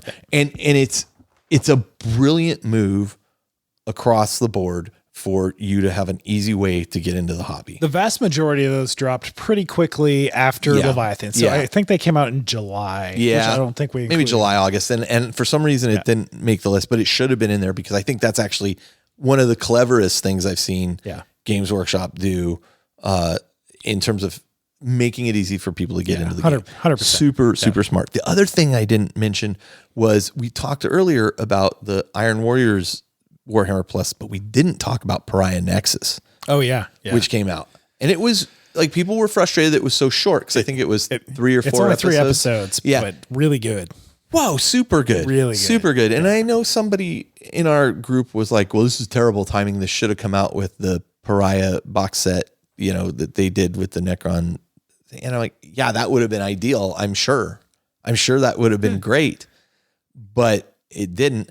It came out just before the Necron. It was still amazing. Yeah. It was still like some of the, like, and going back to our earlier conversation about the animation, they build this as like an animation house, and it's like they doled out an episode, and then like it was like 2 weeks before the next later, and I'm like, what are you? Yeah. Okay, now you're getting silly, just releasing it in drips and drabs. And I don't know if there's a monthly Warhammer Plus subscription. I know like a lot of show. Okay, so if you are going monthly, they're spreading it out, so you have to pay for at least 2 months to get it, and it's a business decision. I guess, but it's terrible in regards to keeping me engaged, and remembering what just happened in the last episode. And I loved it. Like I loved every aspect of it. But come on. I love that they had a salamander in it too. Like that was which is freaking sweet. The most humanitarian of Space Marines, which was super fitting for coming to this planet's rescue. And the sister was fantastic in that, and the whole other guards. So good. The guard person present. Yeah, the whole thing really was well good. Done. So anyway, I mean, like, if I had to say, again, my Warhammer Plus subscription gives me access to all this stuff and gets me access to the army building thing, which is super useful. It's actually really quite good. Yeah. I still wish you could duplicate a roster. That's my one complaint about it. And then the one other thing I want to talk about before we talk about the last part here is the Games Workshop website. Oh yeah, the new website. Yeah, that also came out this year, and it's a disaster. It's a disaster from the standpoint of a customer. It's a disaster from the standpoint of somebody trying to get in new. And like, I love Games Workshop. They are making some improvements to it. It still has a long way to go. Yeah. And my guess on what happened was, and it's funny because I was just talking to Blake about this from Life After the Conversation. I was talking to Blake, and I'm like, well, first off, why are you looking at this, Blake? You don't like Games Workshop stuff. Just looking for something to complain about. And I said, here's my take on what happened. The CEO announced in an earnings call, we're going to have this new website. It's going to drive all kinds of business. Here's the plan, blah, blah, blah. The new website is a year delayed or whatever. Yeah. So pressure starts coming from above to what is going on? Why is this not coming out? What are you guys doing? Listen, we have to launch this by X date. Yep. Let me see the list of all the features that are problematic at this point. And then somebody goes through and redlines a bunch of them and says, fix these 5 things, 6 things, 20 things, whatever it is, and then launch on this date. Yeah. It's going to launch. And then we will start adding things after that, because that pressure, this is my guess. It's complete speculation. Like, nobody has said to me anything. Right. Yeah. But I have worked in the software industry. I worked at Yahoo. I worked where it was a website where Carol Bartz, the CEO at the time, said it's just an bleeping website, and nobody really liked that when your whole thing is around a website. So I understand how these things happen. And so my guess is that's kind of why we find ourselves here. But more so than even that, I would fundamentally say the design from the beginning is not good. Yep. Like they are building upon and they tried to re-envision it, and it's not user friendly. They were trying to make something where I'm a new person to Warhammer, and what do? Well, I go to warhammer.com. Okay. And then what? Like, and then you can't find anything, you get lost. How hard is it to just go, here's the web store. Are you new to Warhammer? Just click here. Yeah. But here's the big web store. Yeah. And then you I mean, it's not how I would have designed it. Mind you, I haven't done web design for years. I used to. Yep, me too. I haven't done it for years, but there's a reason things don't change a lot in the looks of web design. I was talking with Sky about the website specifically a little bit earlier today, and he was saying the reason he thinks they did, and Sky worked for Google and yeah, he'll have a lot of insight here too. Was saying that for SEO reasons. So they had to add more features to the site, more photos, more video, more things like that in order for SEO and kind of attracting new players in the. This is the ability for search engine optimization. For search engines to go and find crawl all the data. And find, and when you put your search in, what comes back, and having Games Workshop come back more. But I don't think there was any issue with that ahead of time. I don't buy it. I don't feel like that was the issue. Yeah. I think it's just a very poor redesign. I think it's unfortunate. I want it to be good because I go there all the time. You know? I'm curious because I looking back at it, like I can't find fault with the existing site, the old site. Like I wasn't a fan of it when it came out, but I could navigate through it. Yeah, it made sense. It was logical. It was logical to existing players and to new players. The one thing they have done that I've noticed is all the Forge World stuff that you can buy. Yeah, is here. Yeah, and shipping to your store is free for the Forge World stuff. That integration is great. Yeah, I'm all for that. Yeah, right? I think that was a great idea. Yeah. It's the only good idea I've seen on the site. It's so frustrating. It's so frustrating. It is. The one thing that really irks me is if I do a Google search, like, just going to type in whatever, Warlord Titan, something like that, right? And I find the Warhammer.com reference for that. I click on that. It defaults me to the UK page. Website. Yeah. So as soon as I click US to give me US pricing, shipping, etc., it eliminates whatever I had just searched for. So that the whole search did absolutely nothing to get me. It's not working out. They need to rethink this. Right. And I bet you they are. Like I don't doubt that there is a weekly, if not twice a week meeting where they're like, what the hell is going on? There's no filter for what you've searched down. Right. Like you used to be able to this is show me chaos. Okay. Now here are all the different factions of chaos. Show me. Right. Now it's just corn. Boom. It's just, and here's 100 pages of, and you can't hit show all either. You have to keep hitting the show me more button. I'm trying 18 times. Yeah. And at first, it's frustrating. At first I just thought it's just me getting used to something new. But now that I've had a time, I'm like, nope, this is just bad. I'm sure there's some of that, but it's mostly bad.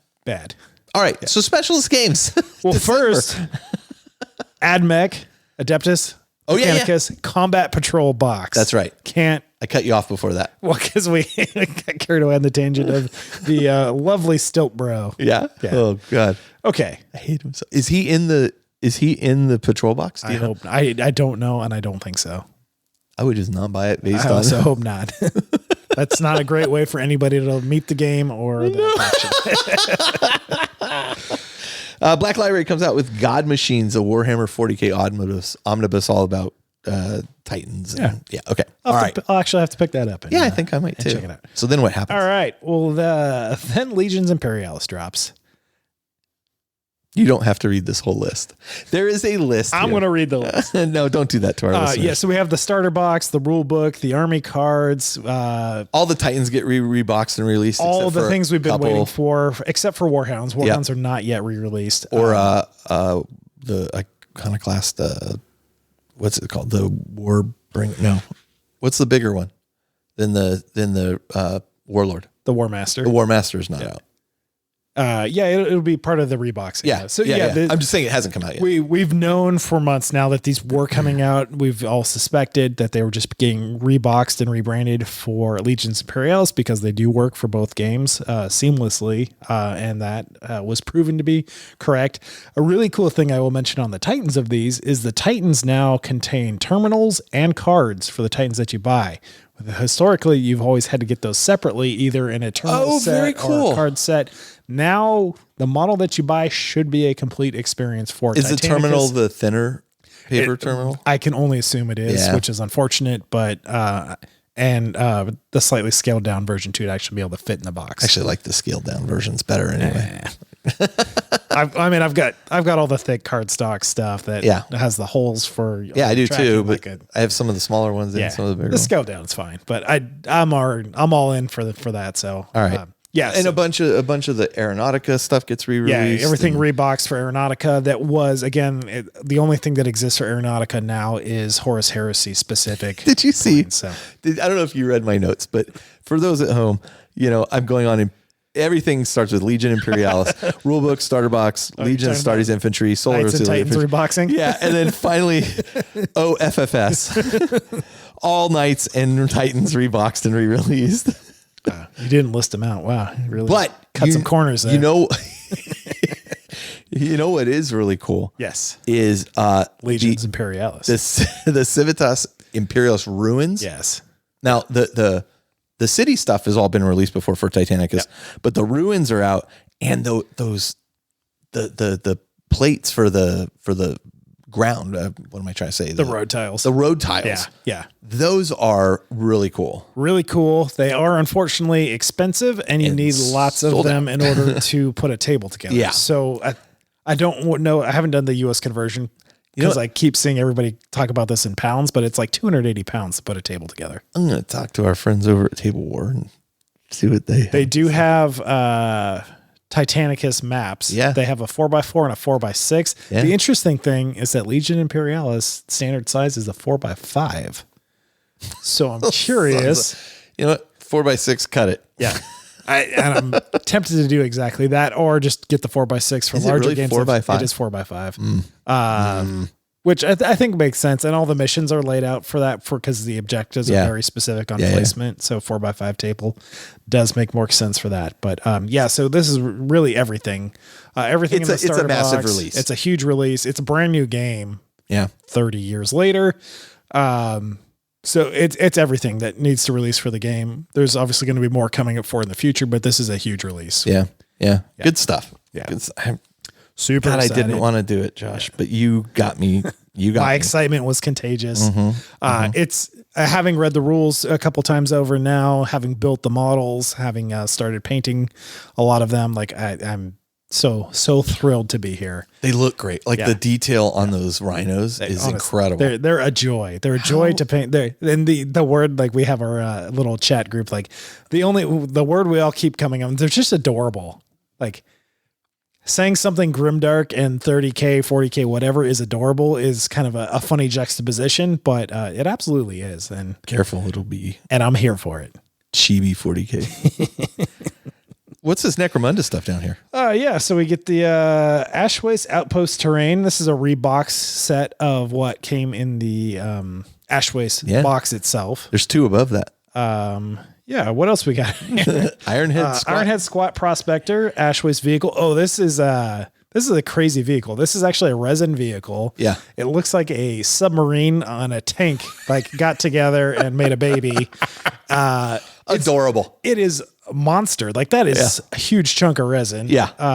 It's pretty neat. I like the aesthetic. It's very squat aesthetic, which is hard to beat there. It's hard to do it and make it look like actually something and not just something stupid. Yeah. And it actually looks pretty cool. And I think it looks like a mining vehicle, and it has the squat aesthetic really well represented there. So we also get Ashungar, the Lady of the Ash. This is Ashwaste Nomad. Yeah. And her Grapplehawk familiar. Yeah. Terror Shadow. All the I gotta get this. You've picked up the Stormcaller for Ashwaste, right? Yeah. So the guy that we mentioned earlier. I'm blanking on the name now, but he came with a really cool kind of like combat bug. That thing is absolutely awesome, rules wise and aesthetically. Like, you should definitely add that to your gang. And like, she's going to be probably cool to have also. All right.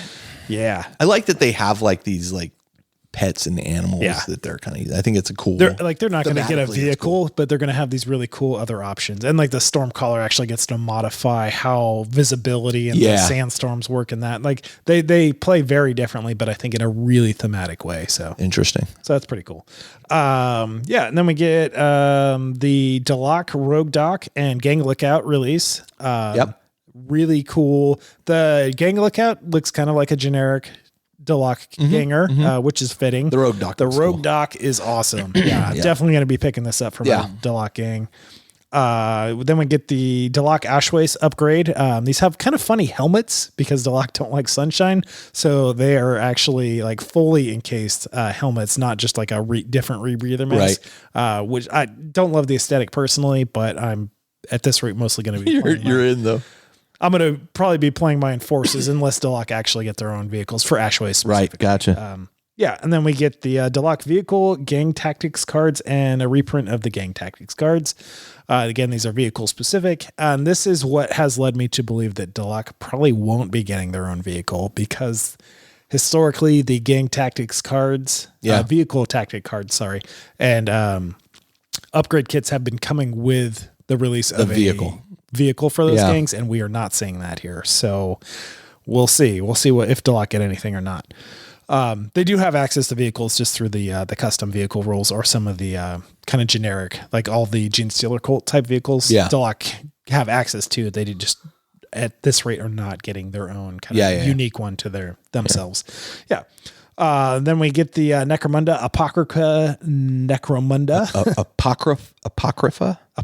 Necromunda. Yeah. And this is a collection of out of print, updated, brand new rules, etc. And this is more campaign specific. So if you're the Arbiter, like I might pick this up, but I'm probably going to pick up the Secession books first before jumping into this because I have so many Necromunda books at this point. The Palanite Enforcers. Yeah. This is the vehicle you were talking about. Taros Venator. This is the old Elysian drop troop Taros vehicle that used to be in Forge World resin. This is now a new plastic kit for Enforcers specifically. It's a really cool look. I've always loved the aesthetic. I've almost picked this up multiple times in the resin version just to do something interesting with it. You know, there was a mission that went along with that that the Imperial Armor I want to say it's the Orc one, where you had those vehicles racing and like the board would move, like you would move the board in sections and like things would come at you and you'd have to. Ashways has missions that does that. I know. So I bet you that's where they got partially inspired by that for sure. Yeah. That sounds awesome. Yeah. So I've already pre-ordered this, super excited for it. It's been an expensive month for me with Legions Imperialis, Necron Codex, and the Enforcers dropping here. And then last but not least, we have the Horus Heresy Thousand Suns console. Who looks pretty cool. And I think they've done a really nice job. Yeah, we talked about earlier about not really liking the Librarian console. Yeah. This is the Thousand Suns Librarian console, and I think they've done a fantastic job. I might be a bit jaded. Yeah. Well, or a bit biased, I'm not biased. I should say. I'm not biased. Yeah. We don't like Thousand Suns. All right. Well, we had a couple tangents there. Yeah. I think they were good ones. Yeah. Yeah, absolutely. I could have waited till the end of the episode and talked about them there, but let's do this. Let's take a short break. We're going to come back and then we'll close out the show. Sounds great.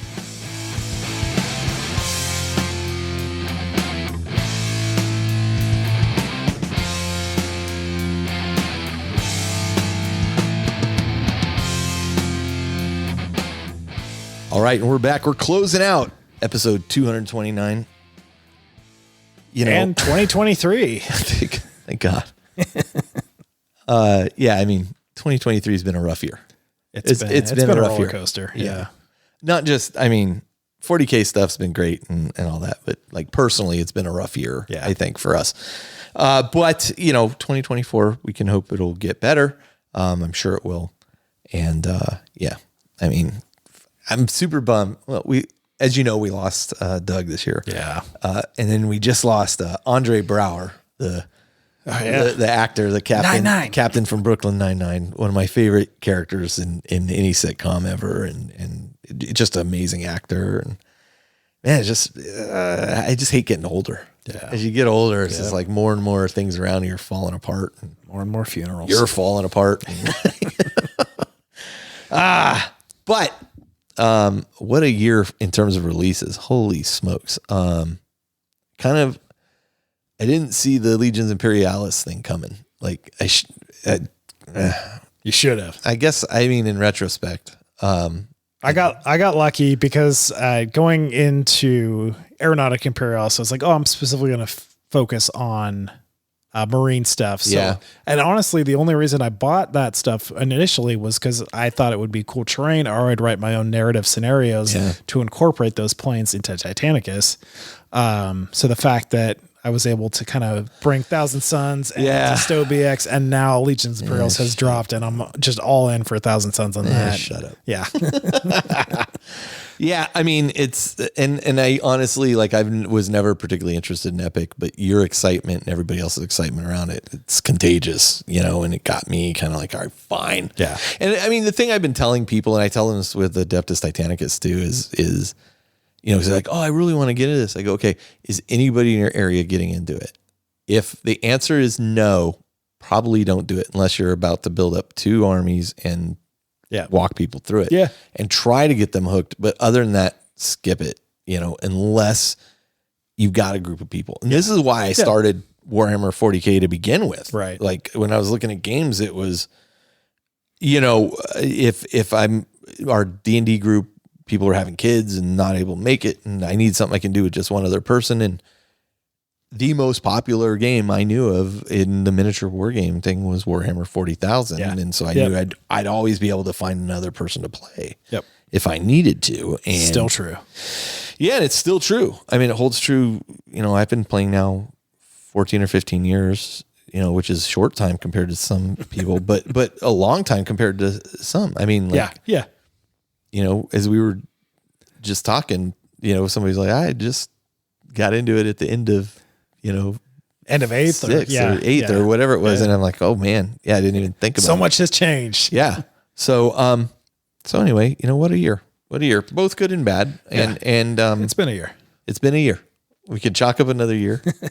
And next year, I think it's going to be even crazier in terms of releases. Like, I remember thinking back 4 or 5 years ago and talking to people at Games Workshop at Warhammer World and saying, I mean, it's a crazy amount of stuff that came out last year. They go, you have no idea how much stuff is about to come out. Yeah. And they were just like, you are not going to be able to keep up with it. I'll say, and you and I were talking about this off air, but I think I've been able to keep up with the games that I've cared about for the, last 5 years, especially, let's say. And I feel like for the first time, that's really true that like, I can't keep up with everything. So I'm becoming more and more selective. I'm becoming focused. The games that I really care about, really passionate about, the projects I am. For me, that's 40K. Yeah. Necromunda, Adeptus Titanicus, and now this Legion Imperialis. And honestly, everything else, and I wrap Kill Team into like 40K. I mean, I have the stuff to play it, so it's not I don't say it's a separate game. Even that, honestly, I'm just less not excited for Kill Team. I used to play more of it, and now I'm more like, no, I'll play a full game. With my time. I mean, that's down on the list of priorities. Yeah, exactly. I'm with you there. I like Age of Sigmar. Like we were playing it for a little bit. I like it. I mean, I think it's cool. I got too many other things to focus on. Yeah. And fewer people were playing that. The games that I was playing tended to be more one-sided. Yeah. So like there's a reason I have a ton of Battlefleet Gothic stuff. I know there's a group playing Battlefleet Gothic, and I'm just like, I'm not going to do it. I just don't have, I got a limit. We did a big game day. This was, I don't know, it must have been 8 months ago or something like that, which was super fun, and haven't played it since, and that's fine. I got to say, that's a dated game system as well. Yeah. Like super, like I know people are like, oh, it was the best. And I'm like, have you played it lately? No, like you have rose-colored goggles on there. It's super dated. Some modern game design could do a lot with that. And if it does re-release, like it'll be great. But I'm sure it will if they look at like stuff Firestorm Armada did and that kind of stuff. Yeah. Which that was a great game system. we played one game after I got everybody to buy fleets for it. I have a fully painted fleet. I won't get rid of just because I fully painted it and I think it looks cool. I've got Drop Fleet Commander, also a great fleet game that me and Brian played a handful of games, but nobody else did. So yeah, I mean that's our focus, and I mean it's always going to be 40K focused, and that's the nature of this channel as well is we're focused on 40K. That's why Jeff wanted to we're here. Branch out into board games and all this stuff at one point. And I was like, that's not what our audience is here for. So if it's in the 40K realm, including Rogue Trader video games and tabletop role playing games, we'll be talking about it. Yeah, absolutely. So. All right. Well, it's a long episode. But there was a lot to cover, and I'm sorry AJ couldn't make it. I think we would have had a voice of dissension on a few things here. It would have been nice, but we'll listen. If you want to leave us feedback, and we've been joking the whole time about Josh and I agreeing on everything, and the fact is we do agree on a lot, and that's probably why we're good friends and get along and have fun. That being said, somebody gave us feedback that said, it was great when Jeff was there or Zach was there or somebody or Justin or even Adon. Adon can't join us anymore. He's working for Games Workshop. So tough. Yeah. I actually really wanted him to join because there's something, he went to the Grand Narrative event. And I would have loved to have heard his specific perspective on that, but he can't join. So, that being the case, we got some feedback that was like, hey, we'd love to see somebody who's, not necessarily always in agreement. And I agree. I agree with that person. Yeah. I think that makes for interesting discussion. Yeah. We've both already independently been thinking the same thing. So it's good to hear. And we do appreciate the feedback. Yeah. But, we will bring in some other guests as appropriate who are not going to agree with us and like the stilt guy. Yeah. Maybe. That might be hard to find, but we'll do our question. I wonder how Colin feels about the stilt guy. He loves it. No, he does not. Jody probably loves it. I bet you he does. That's the kind of thing Jody likes. Yeah. Goofy stuff. Yeah. Yeah. He picked Call for one of his pinnacles of plastic. That's true. Call. Come on. That's a pretty good model. Okay. All right. Well, anyway, we will see you at the new year. The episode will not release January 1st. I will tell you that right now. Probably within the first week or so of January as we figure out scheduling and all that.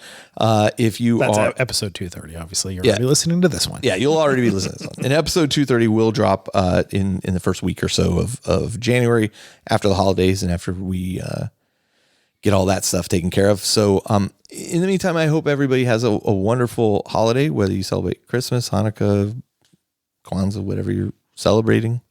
There's something that Travis and Blake and Ed are going to do. It's like Festivus? No, it's not Festivus, but it's something along those lines. Okay. It's a podcast they listen to, and there's some holiday they've made up where it's just friends go hang out between the holidays. I thought, that's a great idea. Yeah. That's a great idea. So, we will see you in the new year. We got a lot of content that we want to cover. We got a lot more with this Legion Imperialis.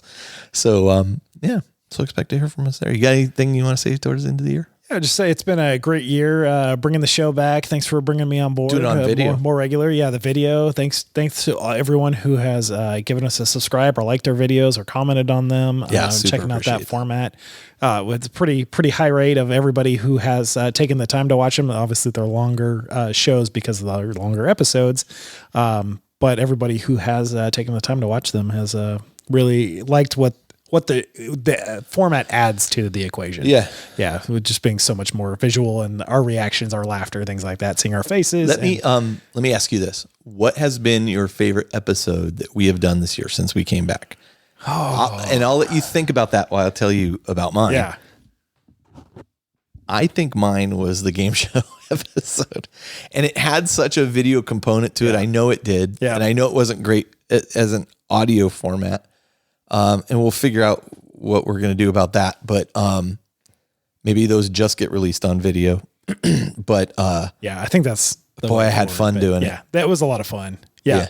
It was fun making it, and our guests were fantastic. Our first guests were amazing, and I thought the games were fun. Yeah. And silly. all the feedback we've gotten that is people want more of it. Yeah, So. But I think we tie those to just video specific episodes versus a full show episode. And I think you'll definitely see more of those next year. Yeah. And years to come. It's hard for me. Like we've done a lot of things that I've been very passionate about. So like the Dalok Under Hive coverage was super fun. Yeah. Bringing kind of Dalok and the Cthulhu vibes of that to life. It's just so kind of me as a core gamer. Yeah. That was a really great time for me. Hard to say. Okay. Yeah. All right. Well, listen, when we come back in the new year, I'm going to ask you this question again. So give it some thought. All right. Anyway, until next time, this is Carl. This is Josh. And we're coming to you from the Astronomicon, where my wallet can't handle this anymore. That's fair. And where you have to make choices of which scale you might play or just go for it. Okay. All right. Have a great new year. We will see you in 2024.